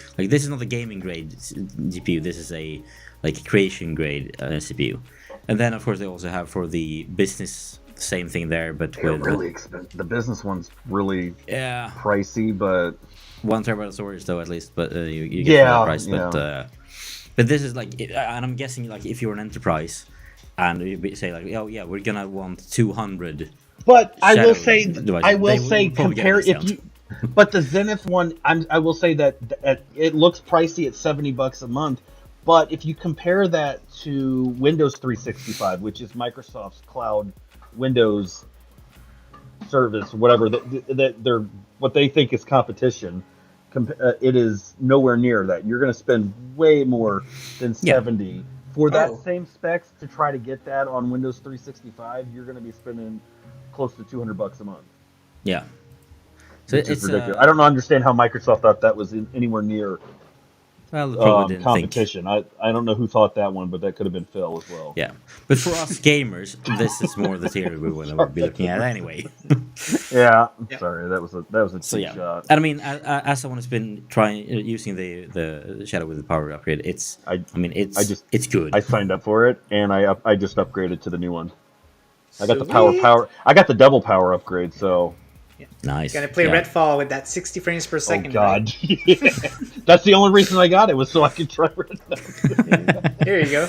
Yeah. No, I upgraded to that so I could play Pixelmancer because I saw the latest update in it said it was going to need those kind of specs. I was Yeah, like, I think it's wow. gonna need a lot of power with those 4 players, right? Yeah, I heard it's going to need unfortunately- the minimum requirement for the latest updates said 64 gig RAM. I was like, man. Unfortunately, Pixelmancer's not on the iPad. Yeah. Say what, that mate? changes everything. There's no pen support. But Vet can use Shadow to play it on his iPad. Yeah, and my Apple TV. Yeah. There you go. Moving on then, Microsoft. I mean, we mentioned this earlier. They've signed another deal with Enware, the Spanish cloud gaming service that I think only have data centers in Spain so far, maybe Spain and Brazil. So unless you're living in those areas, I know that I did see a video where Rokk tried it and it wasn't that great for him. Man, they're So- just handing out deals to everybody, aren't they? yeah, but and I mean, as Dorgan mentioned, this one also has the we can bail out and pay a bit of money clause. I In feel like the Keep only the reason deal. but I Yeah. feel like the only reason, of course, well, here we go. This, I mean, come on now. This was obviously going to happen. Yeah, Ukraine does not agree with the CMA and have approved the acquisition. Well, of course they aren't going to agree. If they agreed, they wouldn't be getting the deal. Boosteroid would still might still get a deal, but Ukraine, I mean, yes, Boosteroid is mainly a Ukrainian company, but yeah, the Ukrainian government is fine with the deal apparently. Well, Saying that the cloud gaming issues is not relevant for their country. Meta. So anyone here has a Quest? I have the Quest 2, unfortunately. Oh, lucky! Wow. Did you I wish stop I had my using hands it on after a few weeks? Because that's apparently very common. Yes, I did. Yeah, apparently it- most new users of the VR devices usually stop using them after a few weeks and then pick them back up again. I haven't picked mine up. It's actually 1,500 miles away from me in a different state. Yeah, I mean that makes it hard to pick up. I just left it in the mountains, so I figured, wild bears can use it whenever they feel like it. Yeah, makes sense. I mean, I haven't used my PSVR in like a year, but I do pick it up every now and then. But Now, I will say, though, that I am curious to see Apple's AR VR headset, though, because I've seen some information on it leaking out here and there, but not a whole lot. But they did say that they were going to possibly showcase it at their Apple event in June. So it'll be interesting to see how that looks. Lots of things happening in June. I mean, that'll be in a different state. That'll be on East Coast time. So a lot of craziness going on in the world. welcome, A Phoenix. mysterious Phoenix has appeared. Oh, look, Dorgan was right. He was going to leave. Wow, Yeah. imagine that. Exactly. Or did I Yeah, wait just- for him to leave yeah. before I joined? We That's- got, we Quick got a costume nice change, tray. and now you're back. yeah. We got enough. We Put got his an hair upgrade. extensions in. Welcome. How you doing? Yeah, I'm good, thank you. I'm good. Yeah, it's been quite. I almost forgot to join because I was just enjoying listening and being yeah. really polite in chat. I That is feel out of great. I feel out of place though. Everybody's got these fancy, streaming setups, and here I am, just a lonely little fairy. There, I'm actually under the stairs, so you're right. I was like, Well, like I- Harry that- Potter. I was just about to say, like Harry Potter. I bet Jim has like this really cool streaming setup that he just never shows. Like it's just like really cool with like bunch of like, Or it's just him sitting outside in a garage somewhere or a Yeah. shed. He's in the pool right now. He's just out in the wilderness. He is a bear, right? I'm Yeah. just in the bathroom. He said, "No, that's a very long bathroom Look, break. look, I'm just I stream in a cave." Oh my gosh. Yeah. So next story Ooh. then. This I came across, and I love this idea. Punkel's Vampire Survivors is getting an animated series. The studio will collaborate with Sonic the Hedgehog's Dimitri Johnson and John Oh Wick's wow, Derek I read that Kolstad. wrong. Sorry, I thought they were actually going to bring Sonic into this. I read that wrong. Yeah, no.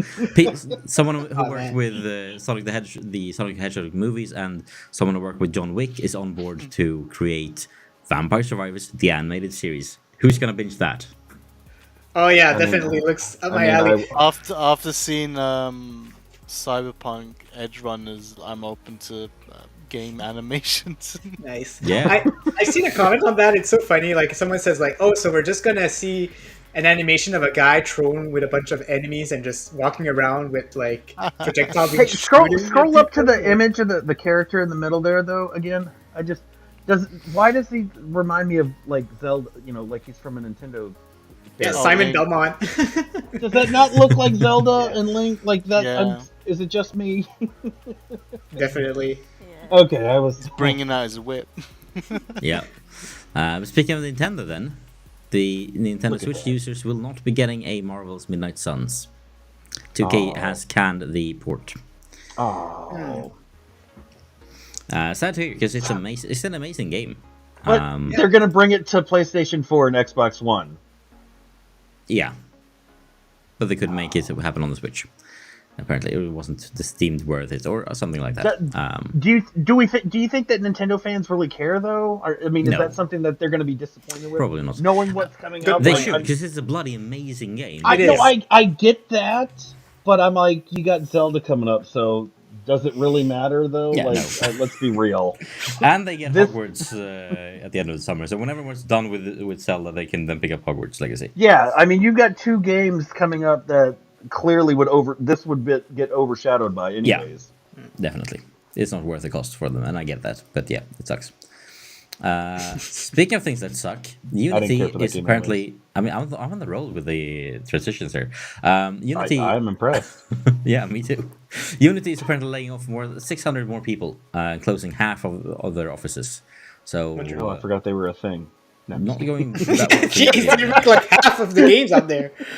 Yeah, I mean, they power basically everything, but Yeah. everyone's So- talking about Unreal, so they're no. Are you guys? Bjorn, do you know like what's happening with Unity? Like, are they doing poorly, or do you know like? I think it's one of those. I mean, they have. It's an 8% cut of their company headcount. They have roughly 7,000 people employed worldwide, and I mean, as they say, I mean, it's about setting itself up for higher ground. It's probably a fact of the economy is kind of shitty right now. They are cutting down, like everyone in the tech sector is cutting down costs, and they are they're trying to reduce their costs so they can like in February Unity posted its first profitable quarter dating back to its founding in 2004. So up until now they've been living on investor money, and now they're trying to make a profit. You can't make a profit if you have too many people who's not bringing in money for you. So I mean, it's unfortunate. Hopefully these people can find new jobs, but I mean, I think Unity is doing well. But obviously everyone's talking about Unreal because it's incredible. It's the new next gen, toy. but I mean, yeah. But I mean, if you're Could say a small, it's Unreal. I mean, Gem. If you were to make your next game after Pixel Monster, would you make it and decided to make it in an engine that's like use an engine? Would you use Unity or Unreal? Well, how do you know it's not on Unreal right now? Yeah, that's true. I don't know. But like, what would you pick? As Oh, someone who's actually making definitely games? Unreal, like 100%. I already play around with Unreal Engine 5.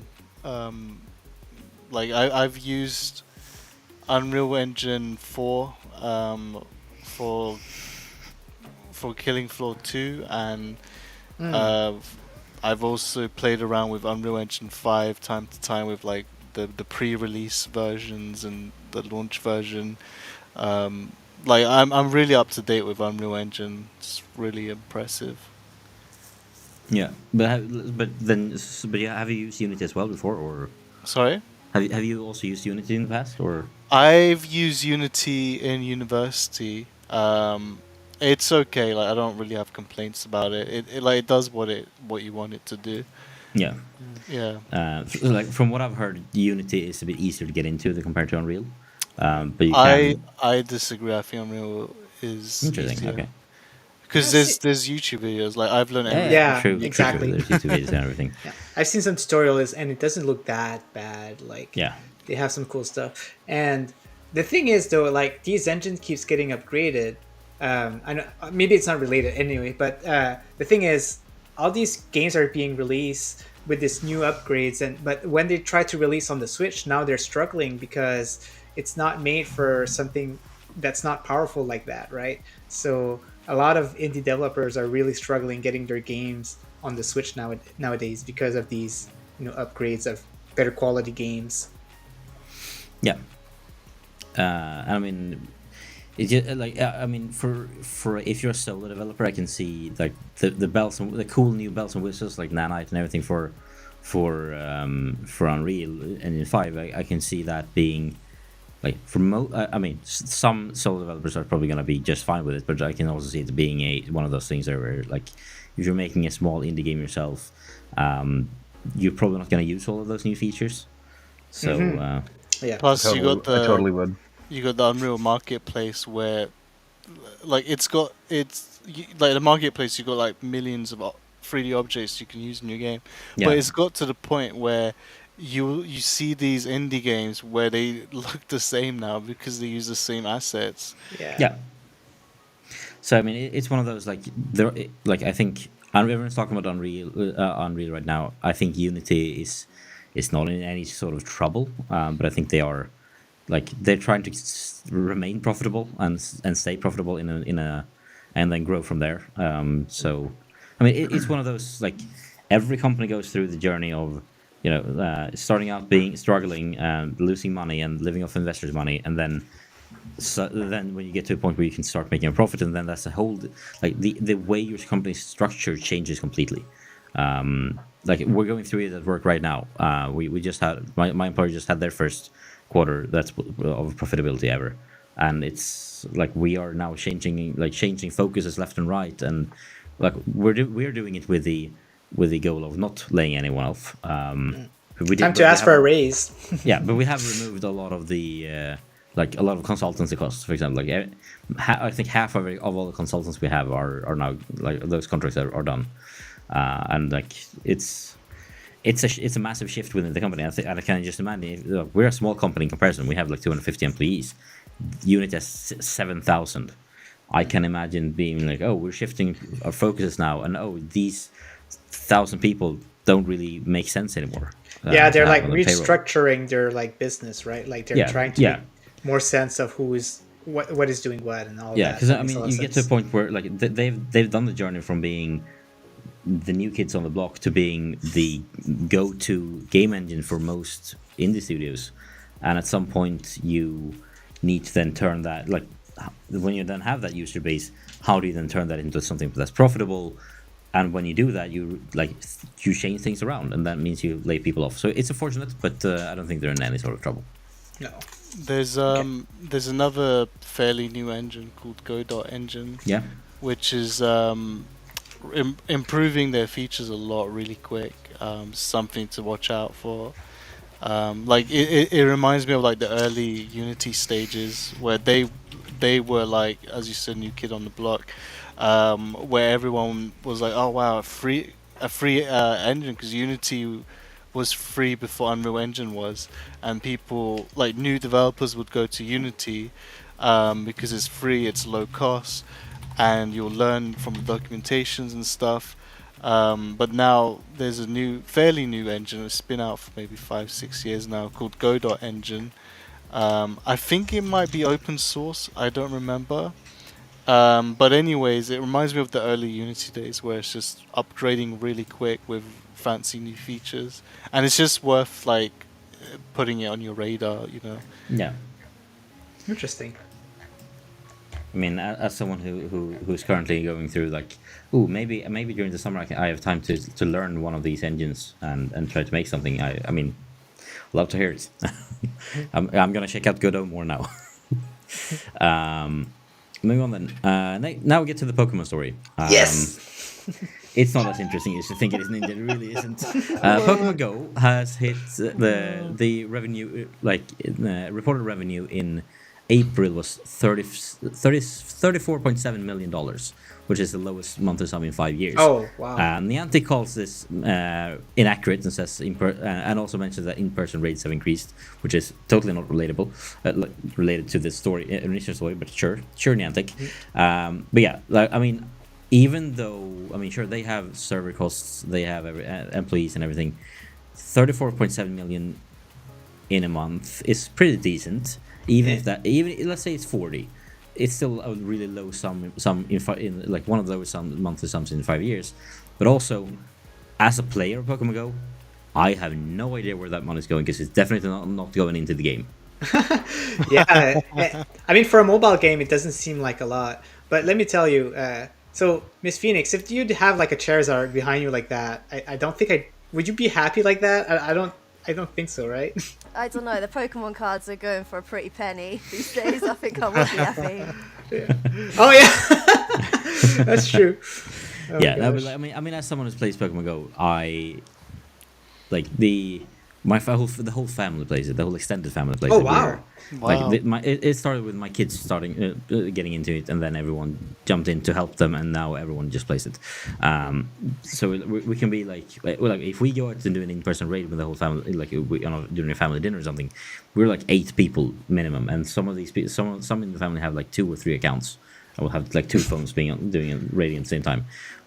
Do you guys take like family walks capturing Pokemon? Sometimes yes. Oh, but I really Sometimes like we do. that. I think that's great. I Yeah, I think mean, we should laugh. It's great. No, I'm laughing because I like it. Yeah, I Yeah. mean, it's great. I'm But not also, laughing at all.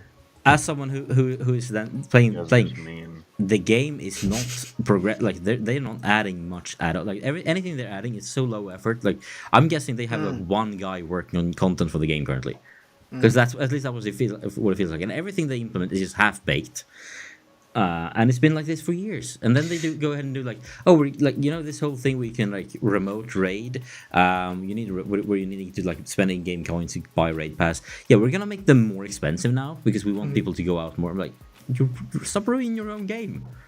Like, I think Yeah. like Game Freak is kind of struggling with technology in general. Whenever like they release a game nowadays, it's they're kind of having issues all the time, and they're great. I mean, their franchise it's Pokemon, right? Like it's awesome, but I don't know. There's something happening, and they're struggling. I don't know what it is. yeah, I don't know either. Everything they've done for the last 20 years in terms of video games is kind of half-assed. And everyone still loves them. And like I love Pokemon as a concept. And like I enjoy watching the show with the kids.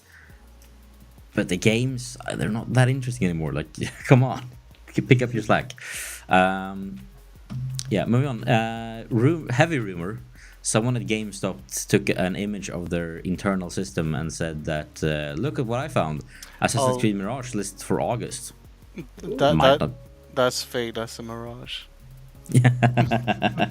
Might be fake, yes. Might be very fake. It's Might be a mirage. yeah. Might very much well be a mirage. No, but I mean, it could be close. Considering we still haven't seen any gameplay, Yeah. I hope we get some in June. Yeah. The rumors also mentioned that it got delayed because Ubisoft decided to make this the first Infinity series. We don't know much about the Infinity mode or series or whatever, but apparently it's this. I mean, it's basically a fancy launcher. Nah, well, yeah, I guess so, but it's With- basically this multiplayer hub where you just pretend the Assassin's Creed games are like DLCs or something, and you just go into Yeah. that world. Yeah, But so it's it's all like- multiplayer as well, apparently. Yeah, But there's not the- much information. These are all rumors. Because Mirage wasn't supposed to be the first Infinity title. It was supposed to be the one after that. But apparently that's changed, and that's why it's coming later. Yeah, I mean, from what I understand, the Infinity Hub is basically like. It's like a fancy launcher, but like a launcher where you launch a game, and in that game you then like you do the modern day stuff. There's just some storylines for that. You go into to your Animus, and then you launch your game from the Animus. Yeah. Is it kind of like World of Assassination with Hitman, where like Yeah, all sort of. games are in the Yeah, same hub? yes. Okay. That's the Something goal. like Like you that. have and then from there you can like jump into the multiplayer game, or you can jump into Mirage, or you can say, oh, you can. There's this new maybe, and then in there they can like do like you can play a short snippet of this new upcoming Assassin's Creed game, and then you can then buy that game and pre-order it in there, and then Okay. like it's and then but the idea is that basically like they've come to the realization finally that half of their user base don't care about the modern stuff at all, and so there are also a subset of fans, me included, who is really into the modern day storyline, even though they've botched it completely and everything is and contradicted themselves 10 times over. Desmond. I mean, I love the modern day aspects of Yeah, Assassin's me Creed. too. But at the same time, I do also know that like they're contradicting themselves left and right and everything. But yeah, so they're gonna try to do the modern day stuff in Infinity, and they're gonna be more get better at it, and like don't have 5 different teams doing 5 completely different things with the modern day and then just fucking it up for each other. So they can have like one modern day storyline, and it's been happening in Infinity, and then from there you can then like, oh, we're now discovering this new memory strain, and then from there they can have 1 or 2 games in that memory strain. Yeah. When I started the franchise at first, I was dreaming for like an Assassin's Creed game in the modern era, but that never happened, sadly. I I hope mean, it does. At some Infinity point. is it basically, even though it's basically just a hub where you can walk. I'm guessing walk around and interact with some people maybe, and Nice. then jump Oh, into multiplayer stuff. kind of like Black Flag, right? Black Flag was like that kind of Yeah, like in the open world. offices. Yeah. Yeah, sort of something like that is what you're getting with the. So yeah, it could be that they are implementing that, and they're not sure how much more time that is taking. Well, I guess we'll see. But yeah, hefty rumor. Take it with not just a grain of salt. Take it with a whole block of salt. Yeah. Boulder. Could be coming in August. Yeah, because Ubisoft is reputable for delaying their games, right? So Yeah, we know. If they Pain copyright out. strike this stream, you know it's legit. Yeah, exactly.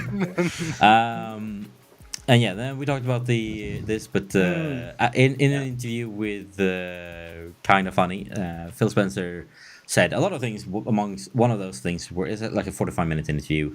I haven't had time to read it all, listen to it, but one of the things he said was that about Redfall Successor's launch, we let a lot of people down this week, and they're upset with themselves. There's a lot more into there. I recommend you read it if you want to. There was so many things he said I disagreed with that in the Yeah, there's interview. so much in there in that interview. Like it's 45 minutes of Phil Spencer talking basically. So if you wanna dive in there and see the damage control, then It's a really yeah. good interview as well. It's worth I can imagine, checking and out. I mean Phil Spencer is really well spoken. I like listening to him. He's nice to listen to. So I mean I'm gonna watch it and hopefully learn something. But yeah, Boosteroid has added a couple of games. I'm not really sure where the line. I think it's Chaos Gate. Warhammer 40k Chaos Gate is probably the latest one from this latest batch. Then they have Disciples 2, Rise of the Elves, Flat Out 2, and Flat Out Total Insanity. If I remember correctly, Flat Out is a really good game series. yeah, it's very old too, right? Like Yeah. that was like back in the PlayStation 2 era. Yeah, and then Disciples 1, and then Age of Wonders 4, the new game from Paradox that released yesterday. All dropping nice. on Boosteroid this week. Game Pass is getting a couple games. Fuga 2, Melodies of Steel, which is, if I remember correctly, I played like 5 minutes of the first one, which was also on Game Pass. If I remember correctly, you are a couple of kids, anime kids in a tank and trying to some sort of turn-based strategy thing. JRPG meets turn-based strategy meets you're in a tank. It's a bit weird, but it looks kind of fun. Ravenlock, I have never heard of, but that image alone says no to me. I'm not gonna touch that. I love that. Nope, not touching that. Why is that, Bjorn? I don't like scary games, and that image makes it look scary. Phoenix is totally into that. I mean, I'm not gonna play that one, so don't worry. Yeah. Oh, if it doesn't play it, then yeah, I'm not into it either. Then I mean, yeah, Redfall they mentioned. Ravenlock. I mean, yeah. It's I thought that was a bear image of a bear. I don't know what that is. Yeah, that just looks like it's just gonna. Yeah. action-packed that's a no. fairy tale adventure. Yeah, it looks like No, a it's creepy, not. It's like a What creepy Kingdom what Hearts. fairy tale is this from? Alice in Look, Wonderland, you maybe, already but told you terrifying. What free- fairy tale has terrifying monsters in a malevolent Yeah, queen? Okay, it's, that's every Disney fairy tale. It's scary. And then Never mind. I Yeah. stand corrected. Then Weird West Definitive way. Edition arrives on consoles only though. So That's us, dumb. that's a us good cloud users we're sad. Are we? then- Though? We've got Redfall, so let's be Yeah. fair. Yay! That's a fair trade. one. Yeah, fair trade. Shadowrun Trilogy. If you're into cyberpunk and tactical RPGs, Good one.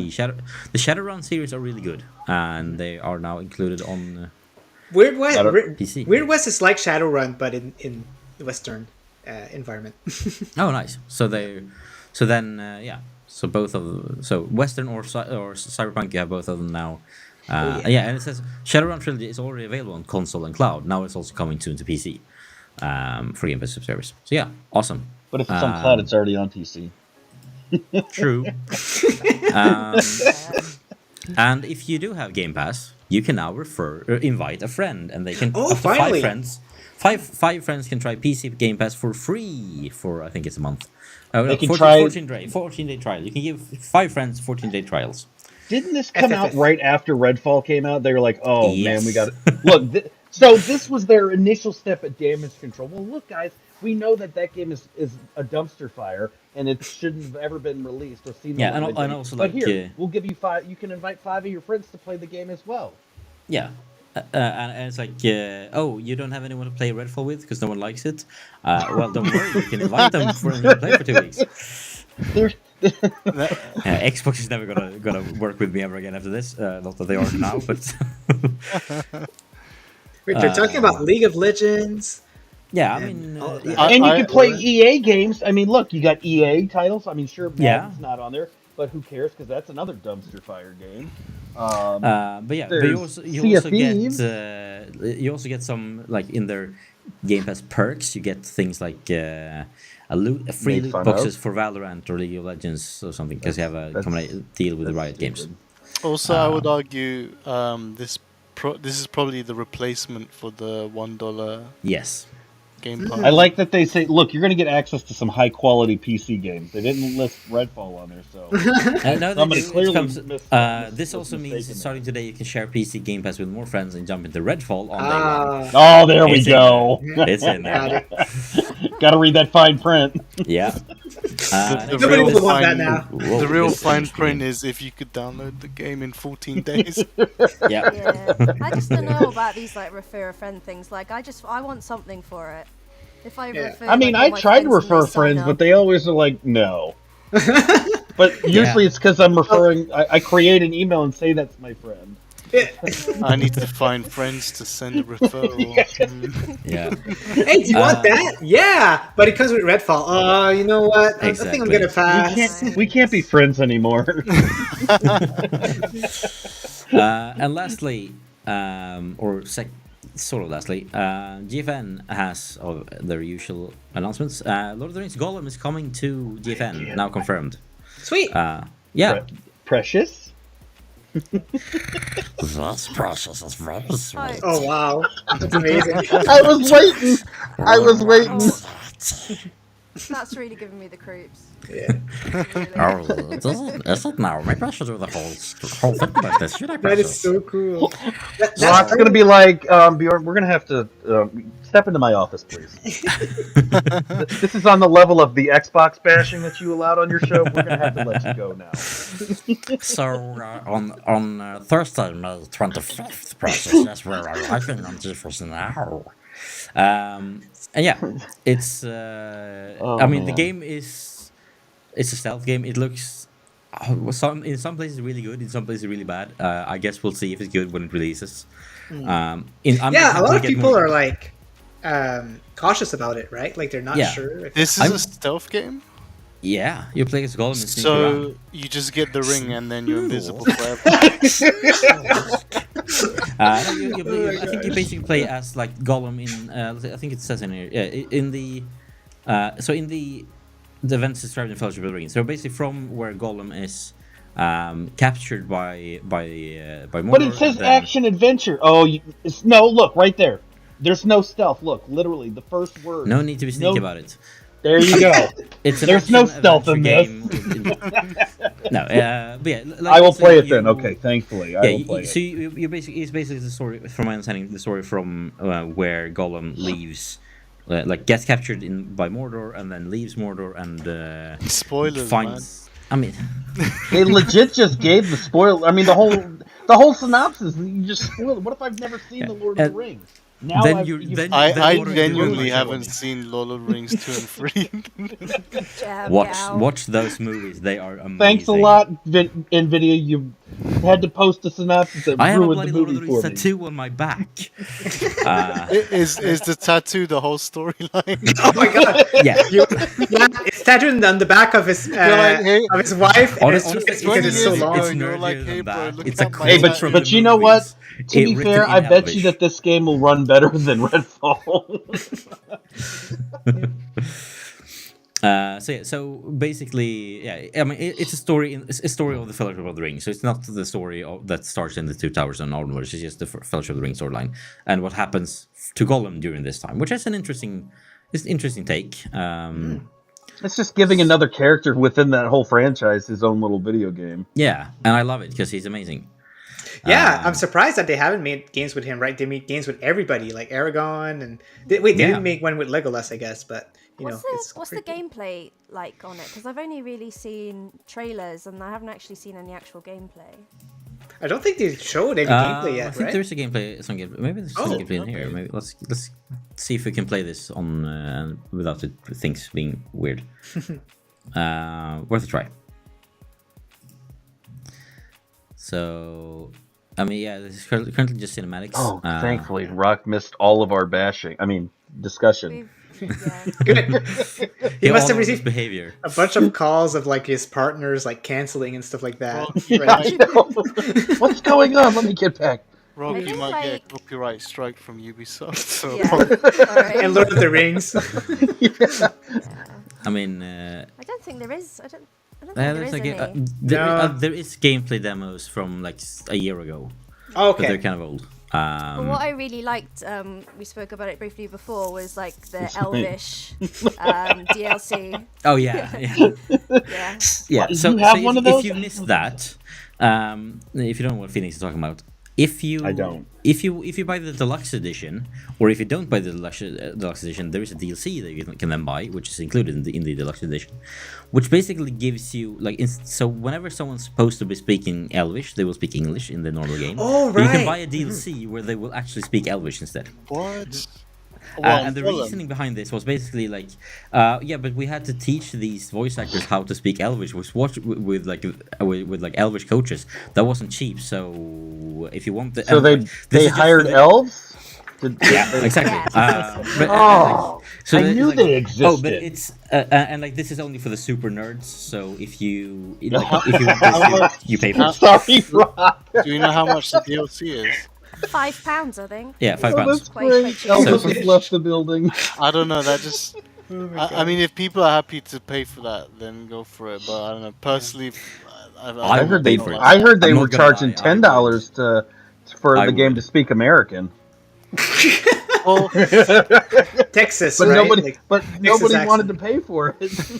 because I think my plan is- you make games with different languages, and then you got Sims. Sims doesn't charge you extras because they're speaking simulation. Oh, they just say gibberish. Like it's so easy. I can do that. No, But there I- is Yeah, there but is then what if- actual language. What if there was? there. Yeah, I want to know then what if they what did country those, like, speaks that language. What country speaks the Sims language? TikTok. I have legit seen people like got TikTok videos of like people speaking English fluently. Yeah. It's amazing. I don't know if I would want to. I don't think that's a website you want to go to. You may get something else. No. Let's move on. Moving on then. Age of Wonders releases day and date on GeForce Now. Fantasy strategy game from one of the studios owned by Paradox. Sweet. Yeah, I it's know blend of nothing about 4X this and turn-based combat, and it's a Oh, four. it's turn-based. Yep, you Yeah. lost me. And then two new games joining this week. It's Showgunners and Age of Wonders 4. We could bring them up, hence my hidden tabs. Ooh. Oh, Oh my god! Sneaky. Oh, that's your we trap have card. 2 more hours of news. No, I mean, yeah. And we so thought we were almost done. This is what it looks like. If you wanted to see. Get Oh, it, so it looks nice. So Kind of like Civilization. Yeah, Civilization, but I think combat is more like a turn-based. To my understanding, I haven't played it. I think I played one of those years ago. But I'm learning so Swedish. right, yeah, there's Swedish over here. So yeah, it's basically like Civilization meets Here's Some Might and Magic. I was about to say that. Yeah, I was about to say that. That's awesome. So yeah, I'm kind of like if I had time to sit down and learn it, I would definitely play it. I don't think I have that time though. I'll stick with Civilization. The other game releasing today is Showgunners. As a contestant on a high-stakes reality game show of the future, you must survive on a dangerous urban environment packed with traps, confounding puzzles, and heavily armed psychopaths. Turn-based combat in handcrafted levels built for Game entertainment. show is that? So Why it's- isn't it on television right now? I would watch it. Yeah, I mean, it's kind of like a XCOM style game. Oh. I mean, I won't play it, but I would watch it if it was a real show. I quite like the look of this. Yeah, Quite nice. looks kind of dope. So yeah, those two games released today on Euros Now. Then they have a bunch of different games that they announced are coming in May. But instead of going through them now, let's just say we're gonna go through them when that happens. Because I mean, we have shows in May. Or you can throughout the just month. read the blog if you really want to know. If you're that curious to know, Yeah, you can or read. or you can draw it out and Hey, enjoy it. did you see what Phil said there? Look at that! Look at that guy! What a guy! Saying, "Well, we suck. We can't even compete with Sony or Nintendo." I mean, yeah. I'm paraphrasing it, but I'm summing it Yeah. up. What he said is, first we're of all, he awful. says that Microsoft lost the worst gaming generation to lose with the Xbox, saying like that's when everyone went from physical to digital and building digital libraries and get it locked in. We should have won that one. That was the most important generation to win. That and was we my lost it. bad. That was on me, guys. It's me, Phil. Yeah, and then I mean, yeah, we're not in the business of out-consoling Sony or out-consoling Nintendo because yes, they're a software company. They want to become a publisher. That's just Like, my take on it. Hey, scroll up in that picture. I saw somebody tweeted a picture out because there was something behind Phil there on his shelving. The Switch? Is that a Switch? Or is That's it not a Switch. No, That's- that's not. Is that an ally? The Asus. Yeah, it's a ROG ROG ally. Yeah, I think it was actually Jim that tweeted it out. That's probably why I brought it up. It was the first thing I noticed. I was like, Yeah. "Ooh, what's that?" And I mean, the ally actually. First of all, we got. I can't wait to sniff I haven't that. picked up. New, Will it have cartridges though for you to taste? No, but Yeah. it's got 2 vents. There you go. Yeah, exactly. I mean, the ally. We did get some rumored pricing for Europe of the ally recently, and it's a lot more expensive in Europe than we maybe hoped. But it's still. But it's got 2 vents, so it doesn't matter. Yeah, I mean, exactly. It's clearly a very sniffable machine. Yeah, and Did you say sniffable? yeah. I did, and that's the expression that everyone gave me is Jim's logo there. Yeah, I'm looking forward to hearing Jem's comparison of how does a Steam Deck fan smells like compared to the ROG Ally fan. We're gonna get a comparison video coming up soon. I hope so. Well, this smells like a 600-pound device. With violin in the on the back, other like hand, classical I don't know music. what the hell I just bought. Oh my god. Yeah, I'm pretty sure we will be talking a lot more ROG Ally next week because I think we might have lined up for Matthias to come back on, and he is running the Oh. he has the Asus ROG Ally Twitter account, which he stole from Asus before they claimed it. Very nice. I saw that Twitter account. I didn't actually think it belonged to anyone we knew. No, it's Matthias, a friend of mine, a friend of the show. He's been on a few weeks ago, and he's looking to come back next week. So I'm pretty sure we'll talk more Ally then. Also, the pre-orders start literally a week from now on 11th Yeah, May. allegedly. Should be. Well, their website says that it starts at 10 a.m. New York and 3 Oh, it's p.m. in official London. now. It was Yeah, official. yeah. So last 3 I checked, it was PM official. UK, Okay, yeah, good. 11th May. Awesome. Then we all know what we can do that live then. Get our pre-orders in. But guys, we've gotten through the news. We've gotten through an amazing discussion about everything Xbox and everything bad about it apparently. So I think there's only one thing left to do. Yeah, we need to check out Phoenix's customized PS5 controller. Yeah. Oh yeah. They're So- actually using it at the minute, so I can't go in and take it. No. off them. Just But, take it yeah. anyways. Who cares? Next week then. Next week. Yeah. Just take it. Yeah, sorry. No, guys. but guys, Way this more is important. no, Felix, bring it up next week because that means you have to come on the show next week. Ah. But Phoenix, where can people find you? What's happening with you for the next There's a launch couple of event. weeks? When did I miss this?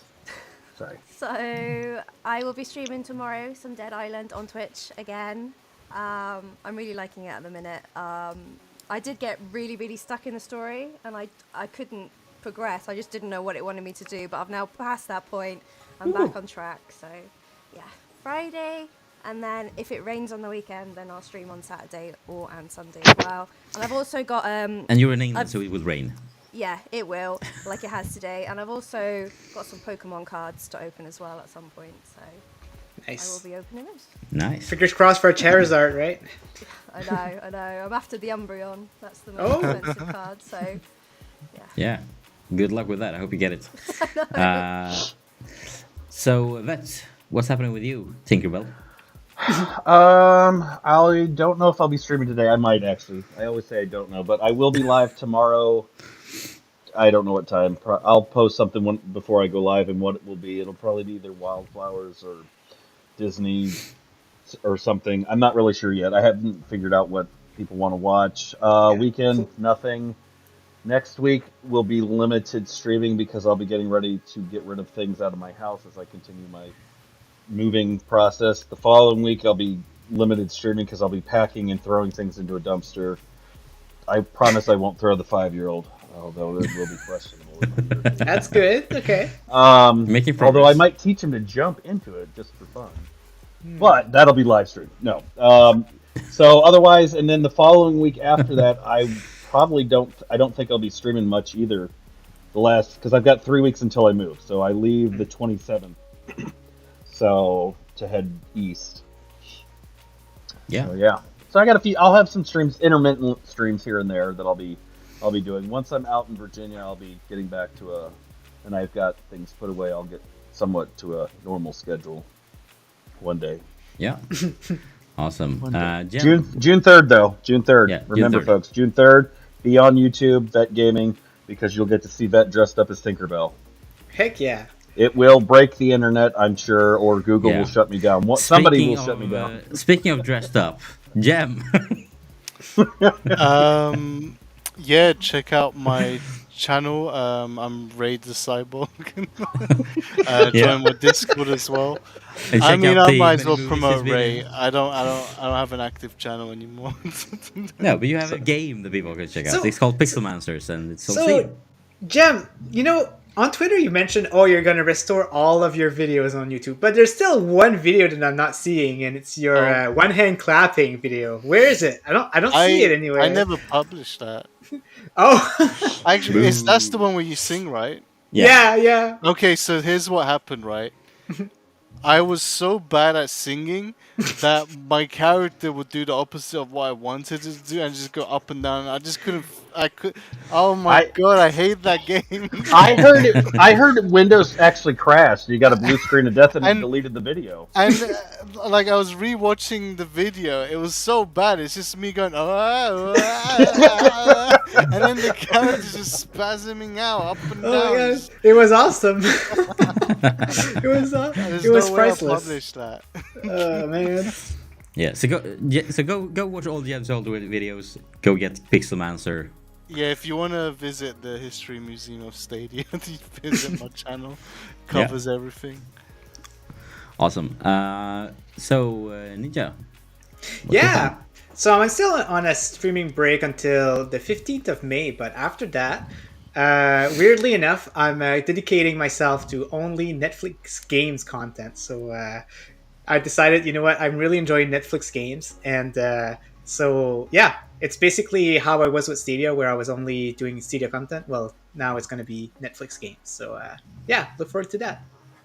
Yeah, and some big titles coming that way. It's quite soon, it seems as well. So Yeah, there's an Assassin's Creed coming from. Yeah. Will there be a Valid. Netflix game where you're watching Netflix while in the game? That would be fantastic. I would buy Like a that. Netflix simulator. Yeah. binge doing watching that? simulator. How many shows can you binge watch in 24 hours? Yeah. I hope there's a fast forward feature, right? Yeah, That'd be exactly. fantastic. I will say that I will also be doing. I might be doing a reaction to the ROG Ally announcement that they're doing in 6 days. Possibly, I don't know. I might get shut down for that one, so I may just watch it. and It's then worth a try. Yeah, I'll probably live stream it. What do I care? Yeah. Yeah. YouTube will turn it off, and it'll be a black screen, and you just see my lovely face. So yeah, Netflix. I agree. Netflix Ninja has a good, nice I ring do to it. like that. Thanks. Yeah, I'm very I excited. just registered it as a website, so it's mine now. I missed my chance. Dang it. The Twitter handle's probably free though. It Yeah. probably is. Yeah. As for myself, I think I don't have any streams planned. I think I will Hopefully, I will get to the editing of a board game review for a game called Zombie Kids, which is a legacy board game made for the whole family, especially the kids, which is super fun. I don't know where play it's games for available, my but we have it. It's awesome.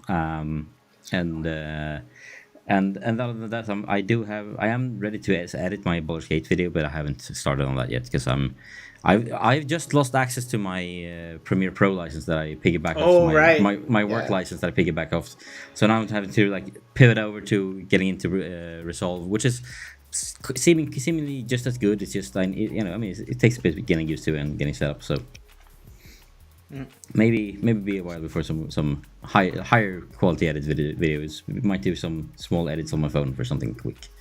But yeah, no more streams planned for now. However, next week we are doing me, Ninja, and Purple Haze are doing another show of Hear Me Out. Oh yeah. And I decided like the day after our last show, which song I'm gonna have run. So it's been. I think I've teased it on Twitter as well for like 3 weeks ago. So I know exactly what to play for you guys. Nice. I don't know what's happening with my audio. Apparently, it's like clipping in and out, and I have no idea why. Because it's just happening on the show, like when I use it on the servers that we're using for the streams. It's not happening in OBS. Although my OBS just doesn't work properly right now. I spent 45 I spent 45 last time I was doing a stream. I spent 45 minutes trying to get my camera to work, and then that I just gave up and decided to start like I'll do it without camera, and then the capture stopped working, and I couldn't get that to work, and eventually I This just decided software, whatever this is bugged. It does not like me. Yeah, which is no, why but I'm not this using was my OBS. webcam anymore. Like what I'm talking about now is OBS. It was horrible. It took me like after 45 minutes of troubleshooting, I just decided to go live with like having streaming the game on just now on the same computer, which I know creates lag for me. So it wasn't as smooth as it should have been. It was weird. Cool. I don't know what's happening with my tech. All my tech is just breaking right now. I have one It's screen. that's just Microsoft. broken. It's okay, Microsoft. Yeah, We know. Welsh broadband matters too. I agree. Come on, Microsoft. So, if you join Phoenix's streams, then jump in and put some donations towards Welsh broadband. But with that out of the way, let's just say again, good night. See you all next week. Awesome to have you guys. Thank you so much for joining us. See ya. Bye guys. See ya. yeah.